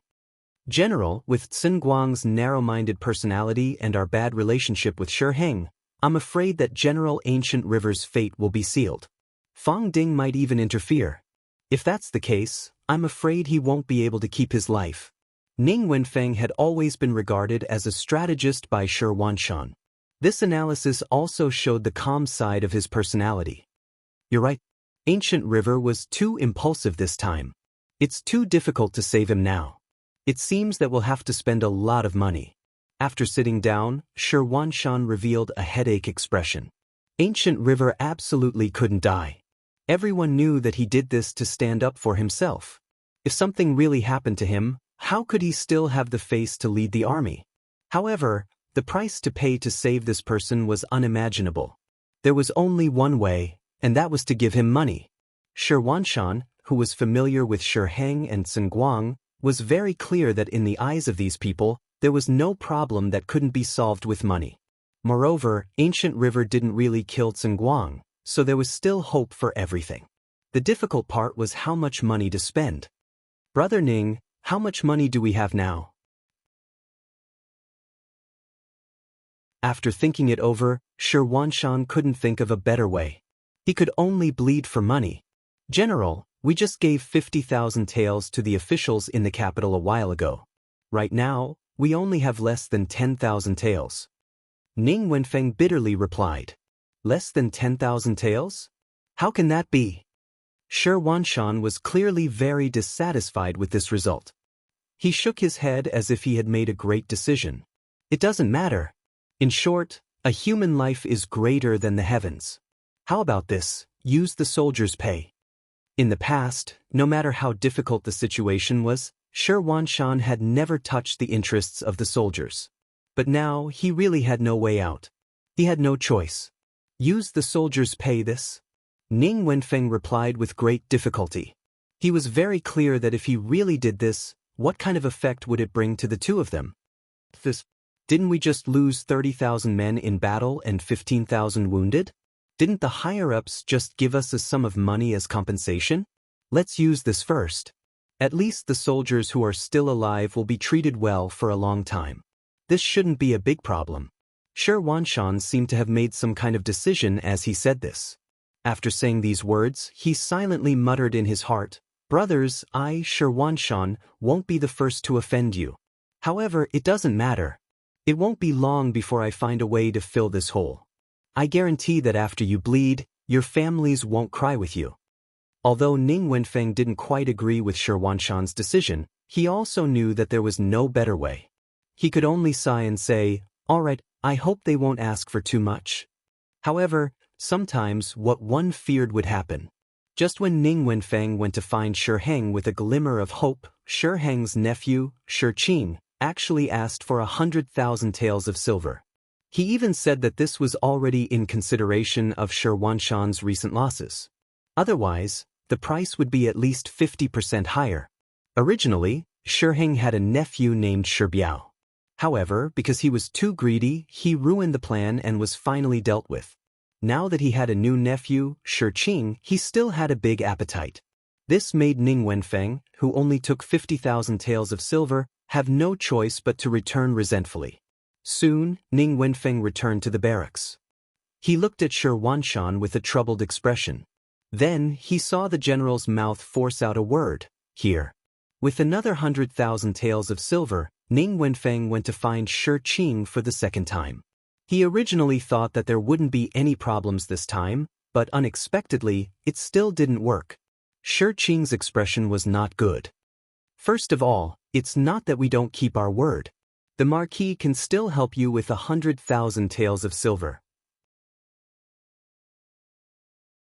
However, now that Sun Guang has made a move, and not only him, but General Fang Dingshan has also come to the Marquis about this matter. Now, unless the two of them can shut up, Ancient River's life will be in danger. After all, no one can swallow the humiliation of beating someone in front of so many comrades." Shi Qing's attitude was good. This made Ning Wenfeng unable to vent his anger even if he wanted to. In the end, he could only go back to the barracks to find Shi Wanshan and tell him what he saw. "General, according to Shi Qing's words, the two of them want the same amount. That's a total of 300,000 taels of silver. If General Sun Hong hadn't left the barracks and returned to the Datong prefecture, I'm afraid he would also ask for it. 300,000 taels of silver? Why don't they just rob us?" Shi Wanshan roared after hearing this. It was no wonder that Shi Wanshan was so angry. According to the salary of the Great Ming Dynasty, the monthly salary of a second-rank official like him was only 61 stones, which was about 777 taels of silver. Now, the Zhu family's bank had to deduct 30% of that. In other words, he only received about 500 taels of silver a month. Even if he added in some gray income, the average monthly income was only 2,000 taels of silver. This was not a small amount at the time. It would take him 4 or 5 years to gather 100,000 taels of silver. Now, he needed 300,000 taels of silver. Even if he sold himself, he would not be able to gather that much money. Shaking his head, Shi Wanshan fell into distress. Ancient River got such a result because he stood up for him. He absolutely had to save him. However, with such a large expenditure, it was obvious that not only would the pension not be enough, but the soldiers who were still alive would also be affected. Not only this month, but also next month and the following month's salary would be deducted a lot. He didn't know what kind of consequences this would lead to. If there was any other way, he would definitely not agree, but there was no better way.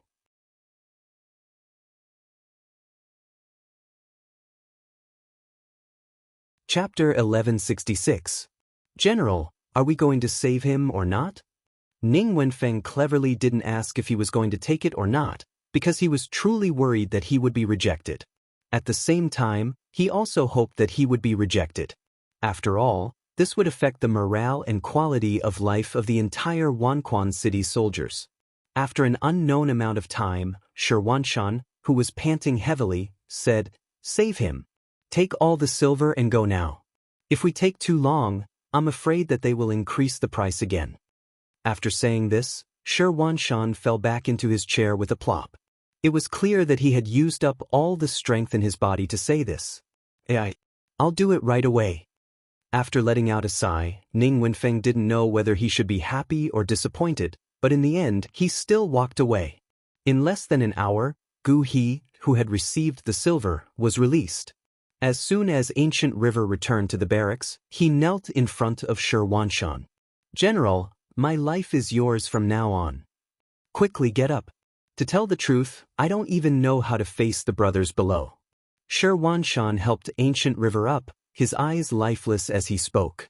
Faced with this problem, Ancient River and Ning Wenfeng didn't say anything, because they both knew that the time to test them had come. In particular, once the news spread, the morale of the army would be thrown into chaos. They could only hope that this matter wouldn't be known by outsiders and that they could hide it for as long as possible. They could live frugally and slowly make up for it.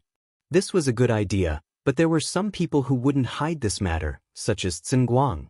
After receiving the 100,000 taels of silver, Cin Guang knew how to conduct himself. He gave another 20,000 taels of silver to Shiheng and Fang Dingshan respectively. He was very pleased with the 60,000 taels of silver he received. After leaving the tent, he patted the shoulder of Su Dei, who was waiting outside. "Not bad, your reminder is correct. If we were a bit later, I'm afraid that Ancient River would have been released and we wouldn't have received any benefits." Thank you for your praise, General. However, don't think that the matter will be settled just because they paid the money. Since they dared to lay a hand on the general, they should be prepared for retaliation." Su Dei spoke as if he was defending Cin Guang against injustice. When Cin Guang heard these words, he felt great. When you become a major in the future, I'll have to call you Little General Su." "Oh right, you just said that this matter isn't over yet. I don't know what else you have in mind. You should know that once I take the money, I won't be able to find trouble with Ancient River. General, we can't openly make trouble for some people, but we can do it secretly. For example, where did their 300,000 taels of silver come from? They must have touched the soldiers' pay and pensions. If we spread this news, what kind of effect do you think it will have? General, with your talent, you're only a deputy commander-in-chief. Even I feel wronged for you. To put it bluntly, it's not that you don't have the ability, but you lack a suitable position.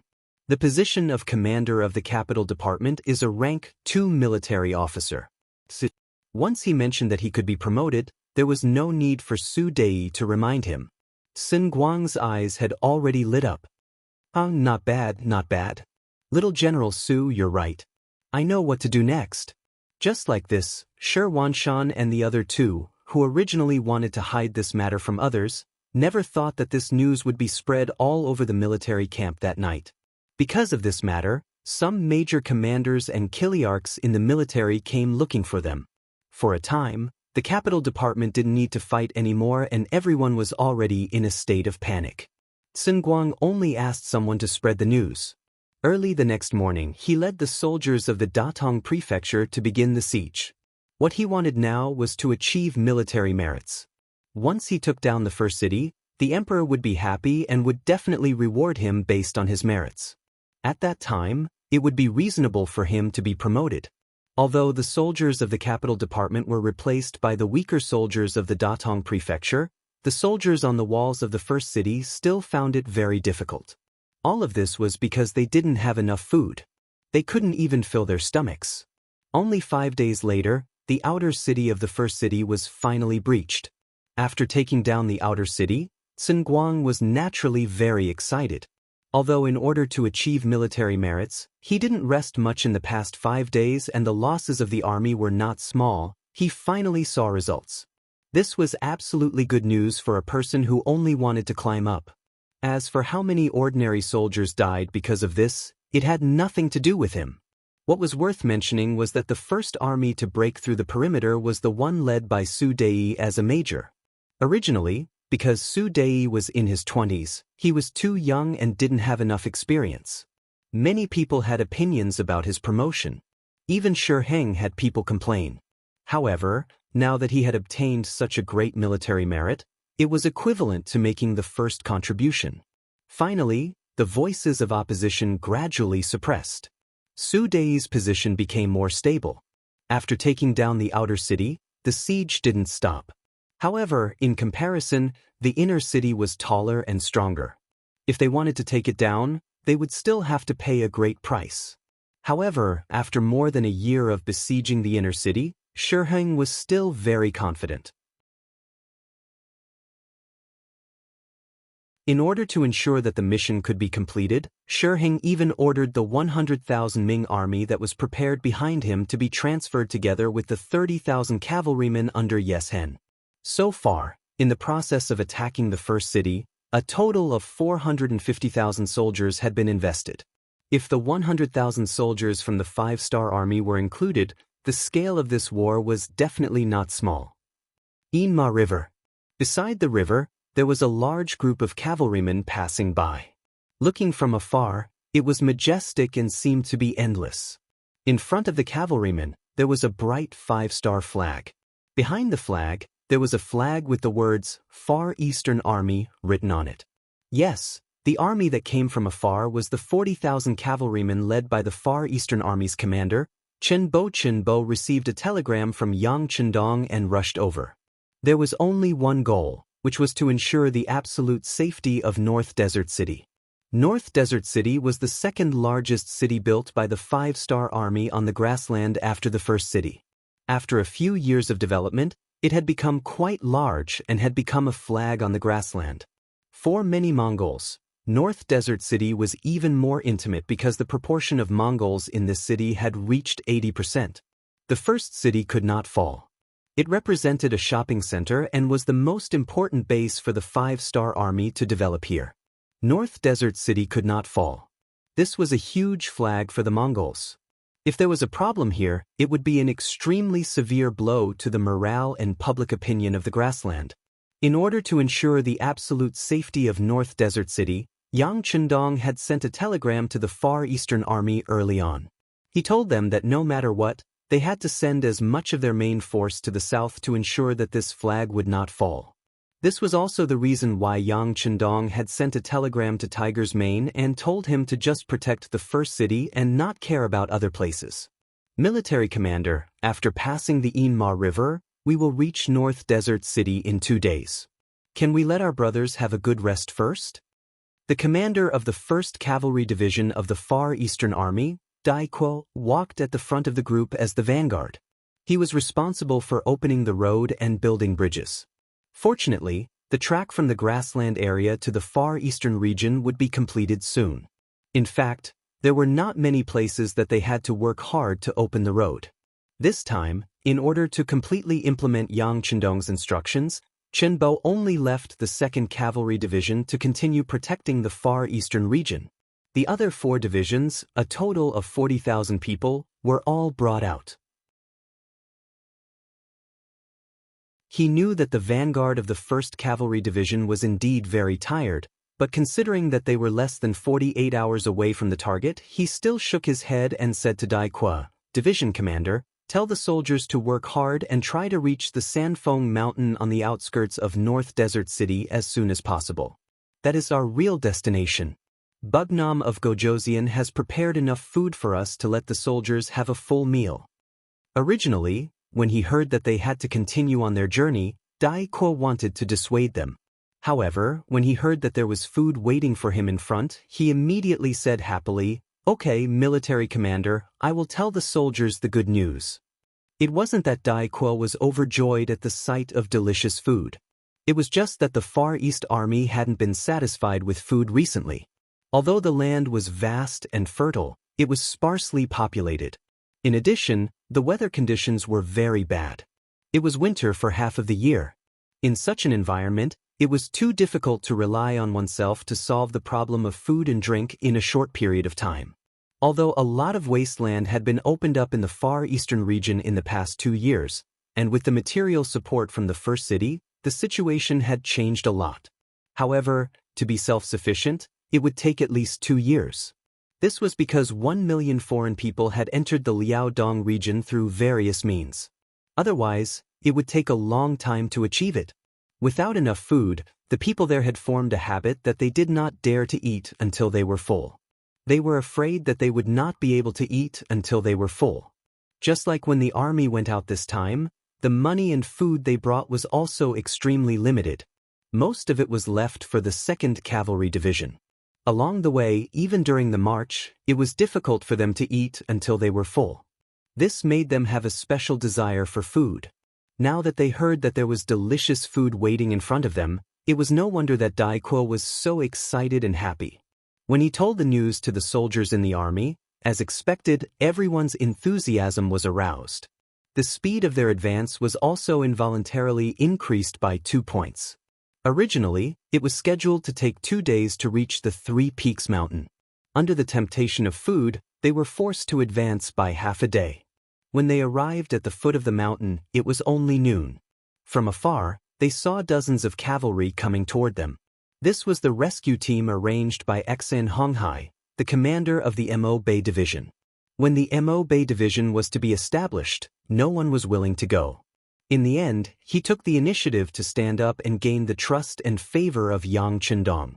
Just like this time, in the entire Mo Bay city, only he knew about the Far Eastern Army's problem.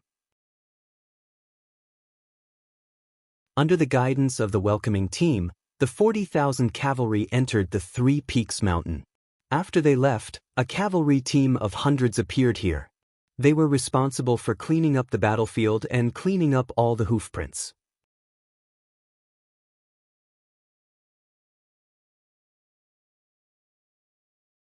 Chapter 1167. Under the Beginning City. 10 days had passed since Sun Guang led the troops to attack the city. In addition to the success of taking down the outer city on the 5th day, there was an extremely fierce battle. Countless lives were lost here, but the inner city of the Beginning City was still unbreakable. They thought that after besieging the city for so long as they attacked, the morale of the other side would definitely collapse. They never thought that it would be so difficult to fight. This made the chief of the Wara Wara, Yeshen, who had been a bystander, very dissatisfied. Yeshen appeared on the outskirts of the Beginning City very early and witnessed the whole process of being besieged. In his view, he also came to the same conclusion as Shiheng. That was, after being besieged for so long, without the support of money and food, it was inevitable that the city would be taken down. He also did not expect that it would be so difficult to attack the city, and that it would not be taken down for a long time. Time passed day by day, and it was almost August. In 2 months, there would be heavy snow here, which would be even more disadvantageous for attacking the city. He could not help but feel a little anxious. In the words of the Han people, we can't hang on a tree. We have to find a way to take the initiative to attack. After saying this to the generals, Yeshen took the initiative to go to the tent of the great Ming dynasty's Marquis Wu Qingho. He found Shiheng and said that he wanted to lead the troops to attack Mo Bay City. Attack Mo Bay City? Isn't this too hasty? In the tent, Shiheng did not seem to agree with Yeshen's proposal. When he answered this question, there was some hesitation in his expression. We can't wait anymore. There will be heavy snow here in 2 months at most. If that's the case, it will not be conducive to the movement of the army and the attack. Once the weather is cold, we can only wait until spring next year. At that time, who can guarantee that there will be no accidents? Seeing that Shiheng was still so hesitant, Yeshen was of course very unhappy, and his voice was raised a few degrees. Yeshen was angry, and Shiheng felt a headache coming on. Before coming here, the Daizong Emperor had said more than once that they must maintain a good relationship with the world of Wara. At least, before the 5-star army was dealt with, they must not fall out with them. If the other party made any request, as long as it was not too excessive, they should agree to it. Thinking of this, Shiheng could only lower his voice and ask, "What do you think, Chief Yeshen?" The idea is very simple. Before the Beginning City is taken down, our cavalry is of no use at all. I suggest that we open up another battlefield and go to North Desert City. As for here, I will leave 50,000 grassland cavalrymen. Once the city is breached, They will help Wu Qingho destroy the escaping enemies. Of course, you also need 50,000 Baiming infantry to help me take down Mo Bay City. Yes Han laid out his plan. Exchanging 50,000 cavalrymen for 50,000 infantrymen, no matter how one looked at it, Yes Han had to pay a higher price. But he still did it. Naturally, he had his own ideas. First, he left 50,000 cavalrymen. Once the beginning city was breached, these people were enough to grab a lot of benefits. Second, the 50,000 infantrymen of Baiming were the vanguard, and the biggest loss would be this infantryman army. Compared to his cavalry guarding the rear, it was a much better deal. Third, if they really could not take down North Desert City, the loss would only be the 50,000 Baiming infantry, and he would return safely with the 100,000 cavalrymen. In this way, the strength of the 5-star army would be consumed, and the strength of the Baiming army would also be consumed. No matter how one looked at it, he had a big advantage. Yes Han was able to reach his current position because he was indeed able to see things on his own. Shiheng could be conferred the title of Marquis, become the commander of the army, and be given the power to command the army. He was not a vegetarian. Just a little consideration, Yeshen's plan came into his eyes. But he still made the decision to agree. Not for anything else, but because he had received many imperial edicts from the Daizong Emperor. Now, Baiming's real enemy was not Yes Han of Wara, but the 5-star army. As long as they could get rid of the 5-star army, the other costs could be ignored. This might be the difference between Yang Chendong and the great Ming dynasty's generals. If someone looked for him and wanted to attack the Han people, sacrificing the Han people's interests, then no matter how great the benefits were, he would not hesitate to refuse. Shiheng naturally did not have any sense of national honor. In his opinion, the most important thing was to gain the emperor's trust and attention. As for how many people might die in a battle, what did it have to do with him? His power and wealth were not given to him by the people, but by the emperor. He only needed to be responsible to the emperor. Not long after, Yes Han walked out of Shiheng's tent with satisfaction. Then he ordered one of his 4 generals, He Lei, to go to the Baiming army to ask for people. The target was Commander Shi Wanshan and the others who had just left the battlefield. Before the war, the Baiming army had expanded to a scale of 100,000 people. During the siege of Shiqing, they had fought for more than 10 days. 30,000 people had died and more than 15,000 were injured. In other words, the number of soldiers who could still fight was only 55,000. This time, when Yes Han asked Shiheng for soldiers, he pushed the Baiming army out. When He Lei came to the camp of the Baiming army and found Shi Wanshan, he told him the purpose of his visit. A teacup was quickly smashed to the ground. Originally, Shi Wanshan wanted to smash the teacup on He Lei's head. However, when he thought that the other party was just following orders, he finally changed the direction of his attack. However, the anger in his heart was not suppressed. He looked at He Lei and said, "General He, I'm afraid you have made a mistake. How about this? Let me go to see the admiral and we can discuss it later." He Lei saw the murderous anger flashing in Shi Wanshan's body. Thinking that this was originally a matter of the Baiming army, he naturally did not want to interfere. He immediately nodded and said, "Of course, I just hope that General Shi can be faster." Of course. "Men, send General He out." Shi Wanshan forced a smile and said to the bodyguard beside him. After He Lei was sent out by the bodyguard, Shi Wanshan could not help but punch the wooden table in the tent, causing a burst of things to fall to the ground. "Men, invite General Hu and General Ning here." After a while, Gu He and Ning Wenfeng appeared in the big tent. When they saw that Shi Wanshan's eyes were red and his face was full of anger, they were somewhat puzzled. However, after they figured out what had happened, their situation wasn't any better. They were both extremely angry. Especially Gu He, who was so angry that he took out his saber and chopped the table that had fallen to the ground into 2 halves. Intolerable bullying. This is simply intolerable bullying. While venting the dissatisfaction in his heart, Gu He roared loudly. "Yes, this is too much. General, we can't agree. Otherwise, we'll be finished." Ning Wenfeng also changed his calm side. At this moment he was very anxious. Listening to the words of the two generals, Shi Wanshan nodded heavily. Yes, I'll go and find Commander Shi now. No matter what, we can't treat our brothers like this. This is simply courting death. Mo Beiqing was different from the beginning city. This place had been besieged for more than a year, but Mo Beiqing had never been besieged. Although it might not be as good as before after the supply was cut off, it should not be a problem to be self-sufficient. Mo Beiqing was also a flag in the eyes of the Mongolian people on the grassland. They had spent a lot of effort to build the city. As a place to protect their home, it was abnormally strong. It would be strange if such a city was easy to take down. Basically, it could be concluded that the 50,000 Baiming infantrymen's move was equivalent to courting death. Once something happened to these 50,000 people, Shi Wanshan's 100,000 people would only be left with 15,000 wounded and 5,000 soldiers. What was the difference between him and a general without an army? How could a general be called a general without soldiers under his command?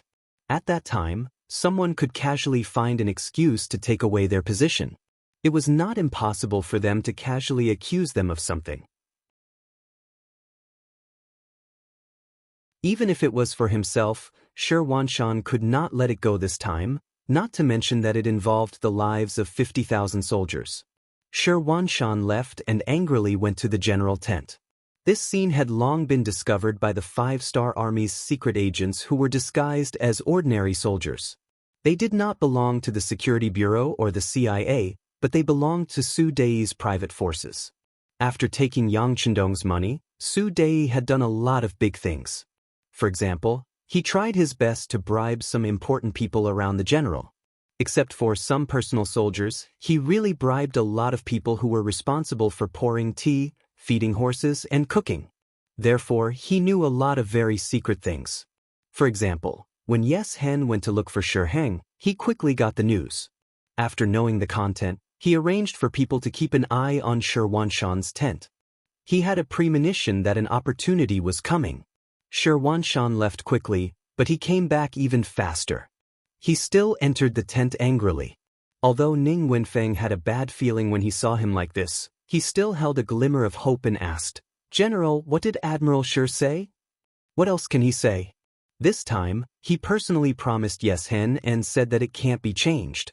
Shi Wanshan took a big gulp of cold water after sitting down. "Then can you send less brothers, even if it's only 20,000?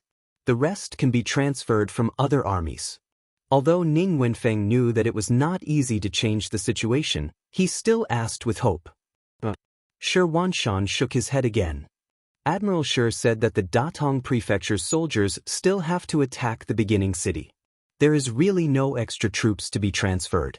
Now, he can only send us up. Oh, he also said that if Mo Bay City is taken down, our Wanquan Prefecture will have a great merit. At that time, he will propose to the emperor to commend us.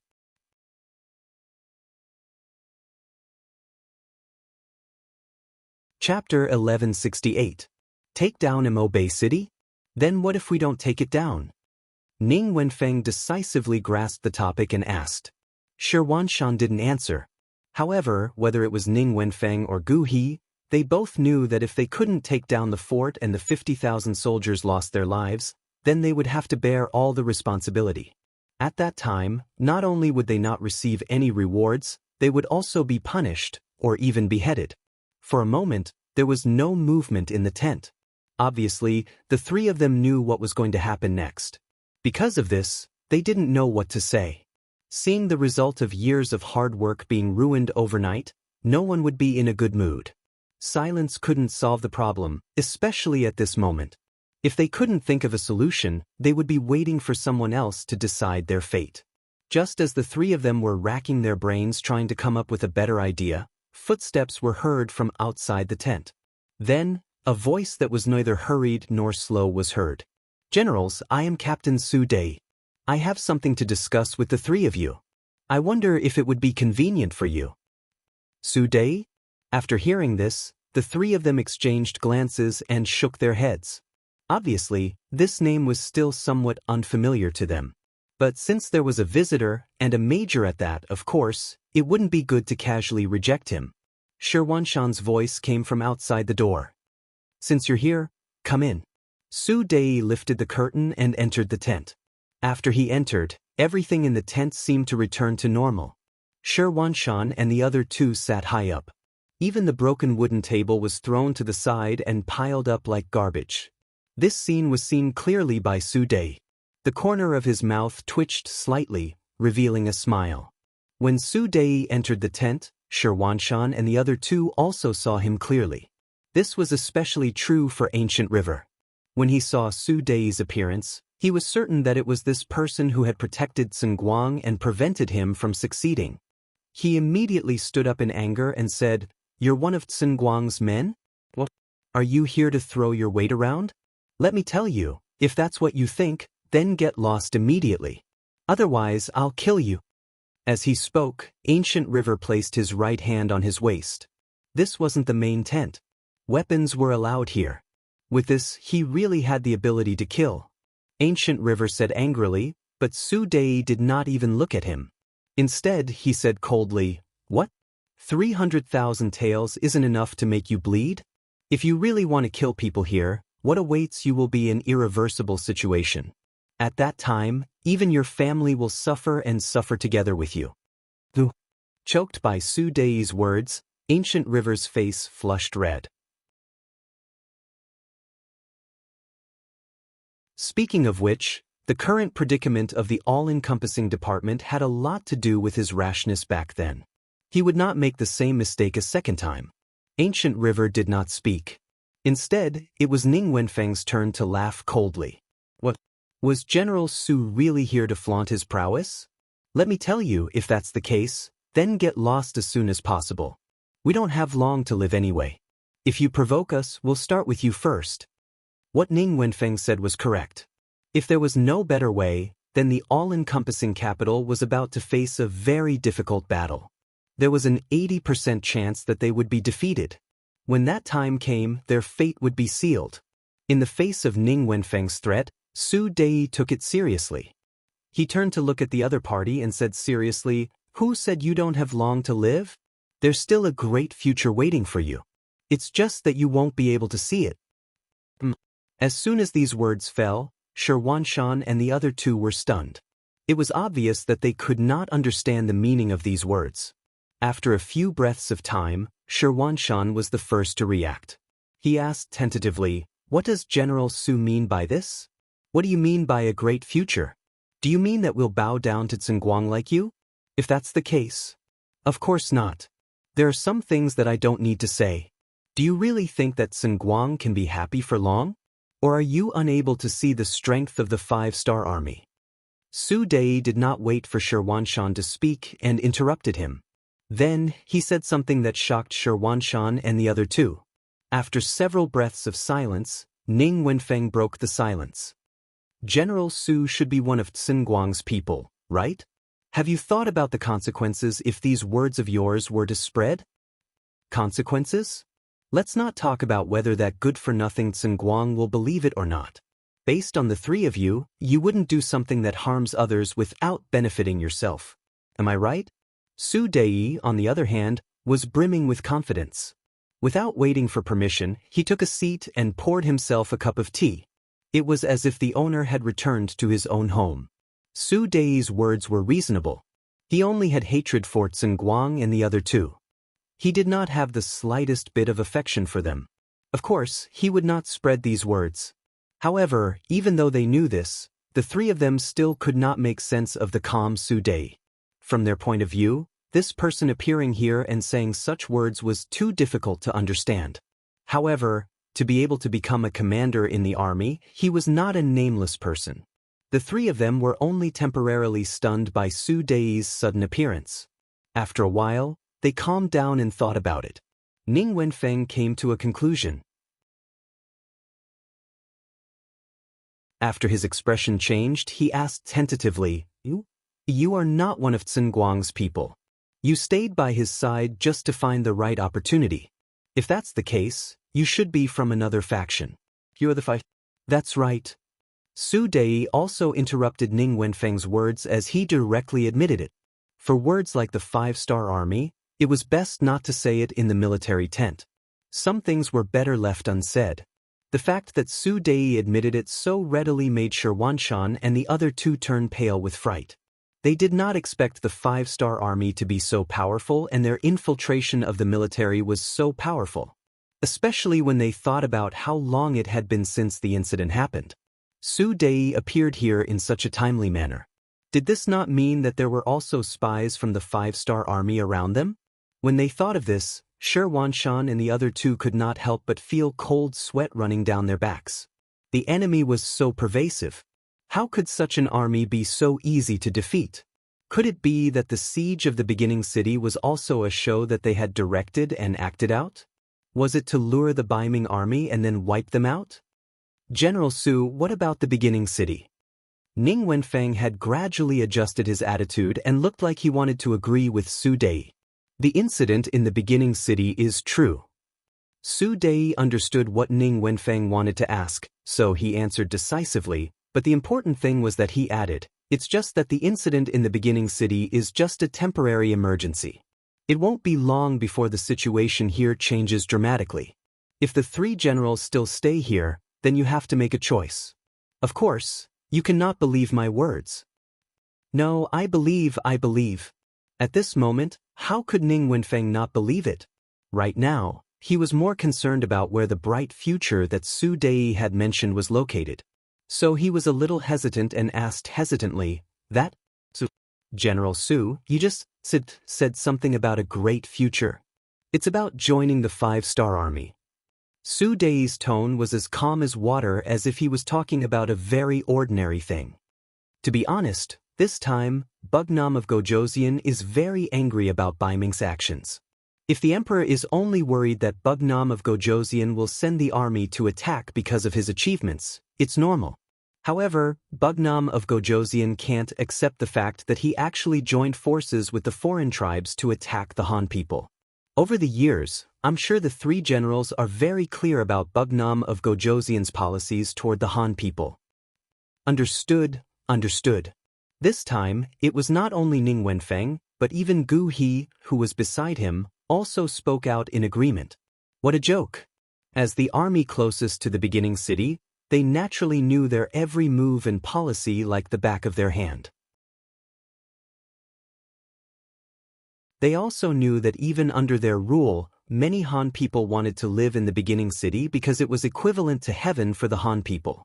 Since you're clear about it, I don't need to explain anything else. It's because you're Han people and Han generals. If you're willing to join Bugnam of Gojoseon, isn't it the great future that I mentioned? Of course, you don't have a choice now. You can either listen to Shurheng and be cannon fodder and die. Or you can join Bugnam of Gojoseon. At that time, I guarantee that you'll be treated better and have more opportunities to display your strength in the future. Of course, you can also choose to hand me over now. However, in this way, not only you, but even your families will live in Bugnam of Gojoseon's hatred and vengeance. At that time, I'm afraid that you'll be better off dead. Su Dei had thought about what he would face before he came, but he was not afraid. All of this was because he had Bugnam of Gojoseon and Yang Chendong behind him. The strength of the backer was also a kind of confidence. With this, Su Dei insisted that as long as one was smart, one should know how to make a choice. Therefore, this trip seemed dangerous, but there was still a high chance of success. After Su Dei finished speaking, he sat there and did not make any move to force them. He wanted to give them enough time to consider, because only in this way, they would make the most correct choice, and it would also be the most beneficial choice for the 5-star army. The room became silent again. Shi Wanshan and the other two first looked at each other, then Ning Wenfeng gave Su Dei an apologetic look. Then, the 3 of them walked to the side and began to whisper.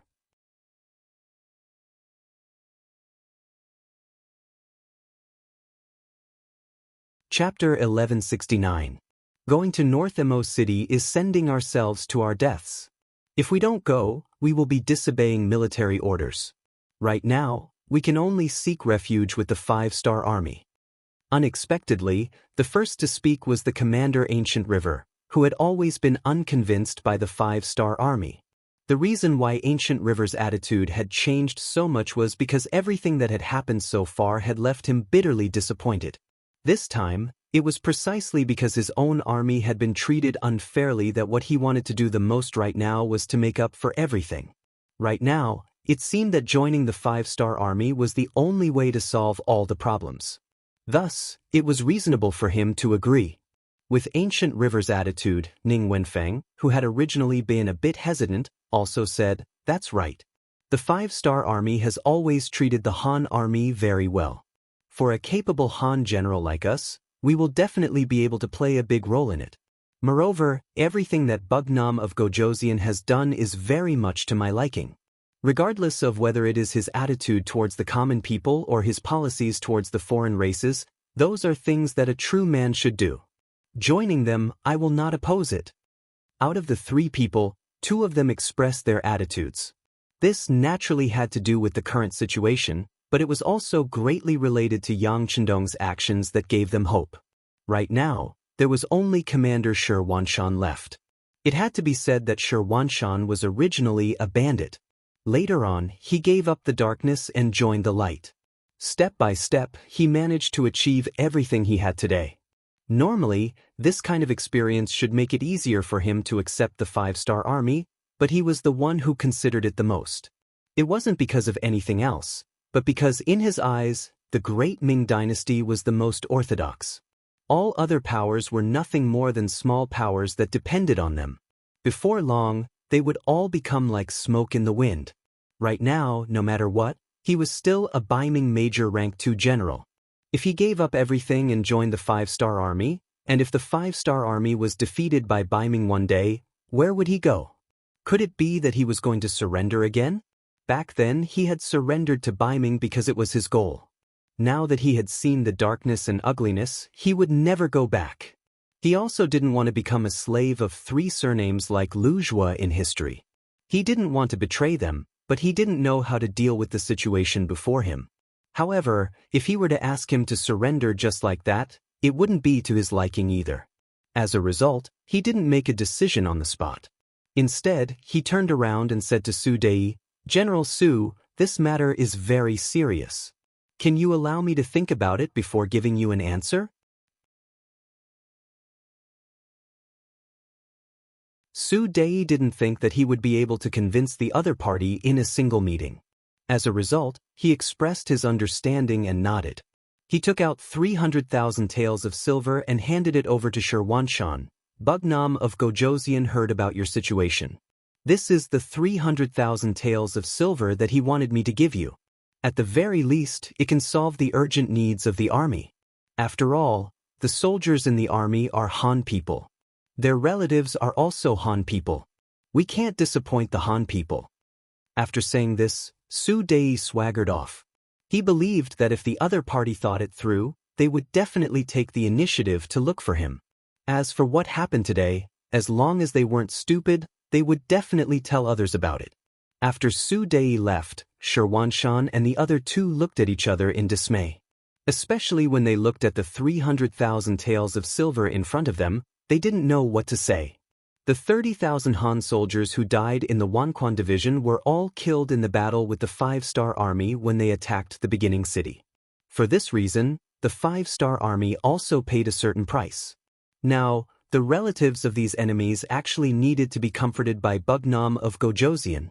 Just based on this, the 3 of them felt a burning sensation on their faces. "I really don't know what to say." Shi Wanshan's face was red as he held it in for a long time before he finally said this sentence. Yes, Bugnam of Gojoseon is very broad-minded, especially his deep feelings for the Han people. It's not something we can imagine. With this kind of behavior, I'm willing to follow him. Ning Wenfeng said with a serious expression. This was equivalent to expressing his stance. Ancient River already had this idea before. After seeing Su Dei's behavior, how could he hesitate? He immediately said, "I also agree." Only Shi Wanshan was left among the 3 of them. One could see that his face was alternating between red and white. It was obvious that he was struggling in his heart. Now that both of his brothers had agreed, if he were to oppose, then he wouldn't have anyone to help him in the future. When he thought about everything that had happened since he met the five-star army until now, his heart began to tilt. However, it didn't mean that he didn't have any worries. Both of you, have you really decided to do this? Eunuch Deng Chang has treated us well. As the eunuch of the Wanquan capital, Deng Chang was originally sent by the emperor to monitor Shi Huanshan and the others. However, because he knew how to conduct himself, everyone's relationship with each other was very good.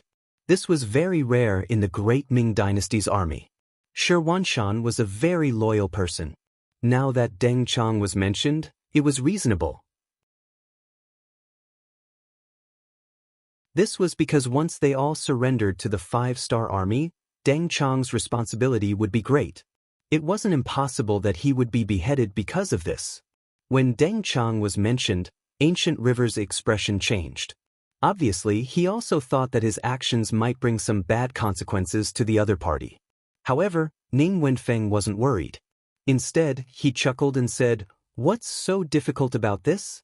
Can't we just take Eunuch Deng with us? Right now, he's in the Wanquan capital. Our family members are also there. Since we have to think of a way to take them away, why would we need to take one more person?" Not bad, not bad. This time, Shi Huanshan and Ancient River both nodded in agreement. After resolving the last doubt in their hearts, the three of them put away the 300,000 taels of silver and sat together to discuss the matter of joining the five-star army. Previously, the new Second Army was besieged and forced to submit to Baiming. Although they didn't know whether this matter was true or not, Yang Chendong's character had always been one that didn't offend others if they didn't offend him first. Since someone made a move against him first, he would definitely retaliate. This time, being able to take down Shi Huanshan and his 30,000 troops was a very obvious revenge. And all of this was thanks to the actions of Shi Heng, Sun Guang, and the others. Otherwise, if they wanted to achieve their goal, who knew how much time and price they would have to pay? After Shi Huanshan and the others made their decision, Ning Wenfeng took the initiative to find Su Dei. The two of them discussed for half the night and made two important decisions. First, the five-star army would take the letter written by Shi Huanshan and the others to the Wanquan capital. The families of the three generals, the families of the main generals, and Deng Chang would be taken out of the city and brought to a safe place in the grasslands. Second, due to the strength of the Baiming army and the Wala army outside the city, the location of the battle would be changed to outside Mo Bay City. At that time, the Mo Bay division would come to their aid. Although only 2 points were discussed, 1, it could solve the worries of the rear. 2, there was a way to perform meritorious deeds. It could be considered perfect.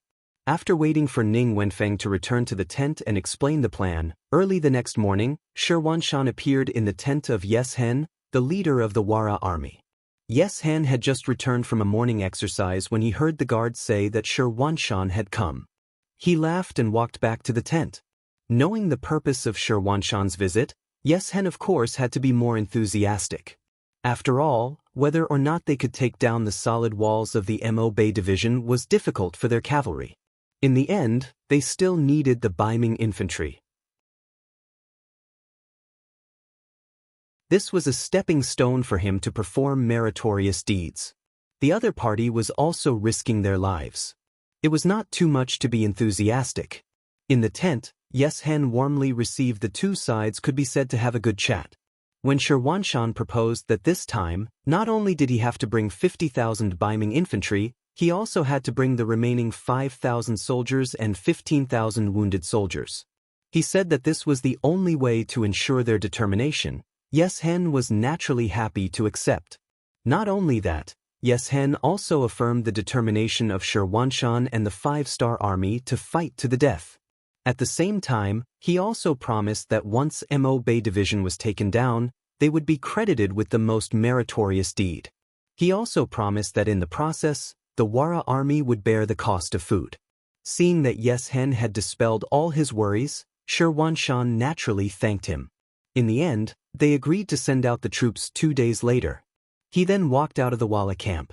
Seeing Shi Huanshan leave the tent, Yes Hen stopped smiling and began to calculate his own plan. Regarding what had happened in the Northern Ming army, as an ally, they were naturally very clear about it since their camps were not far from each other. He did not believe that Shirwanshan wanted to bring everyone along just to express his determination to fight to the death. However, at the same time, he did not think that Shirwanshan would surrender to the 5-star army. In his opinion, it was because Shirwanshan was worried that some people would target the soldiers he left behind after he left. That was why he had no choice but to make such a decision. Even when Shirwanshan took the initiative to send out the troops 2 days later, Yeshen also thought that he was afraid of being schemed against by the Baiming army and had to leave in a hurry. It was because of this that when Shirwanshan left the Baiming army camp with 70,000 soldiers, no one raised any doubts. On the contrary, everyone looked at them with pity and pity. The only pity was that the one leading the troops in Wara wasn't their leader, Yeshen, but one of his 4 generals, He Lei. Yeshen's status and power today was inseparable from the 4 generals under his command. They were Teng Shu, He Lei, Mutu, and Bo Muir. Teng Shu and Mutu were killed by Yang Chendong in the battle against the 5-star army. Bo Muir had been leading the troops to stay in the Hanoi area. This was also the last path that Yeshen had prepared for himself. Other than these 3, the only one he could feel at ease leading the troops alone was He Lei. You're tuning in to the Passion Pages YouTube channel. We're so grateful for your support, and don't forget to subscribe to join us on this incredible journey through captivating stories. Your generosity through donations truly makes a world of difference, as it's the primary source of revenue that allows me to expand and enhance this channel for you. Thank you from the bottom of my heart for being a part of this adventure.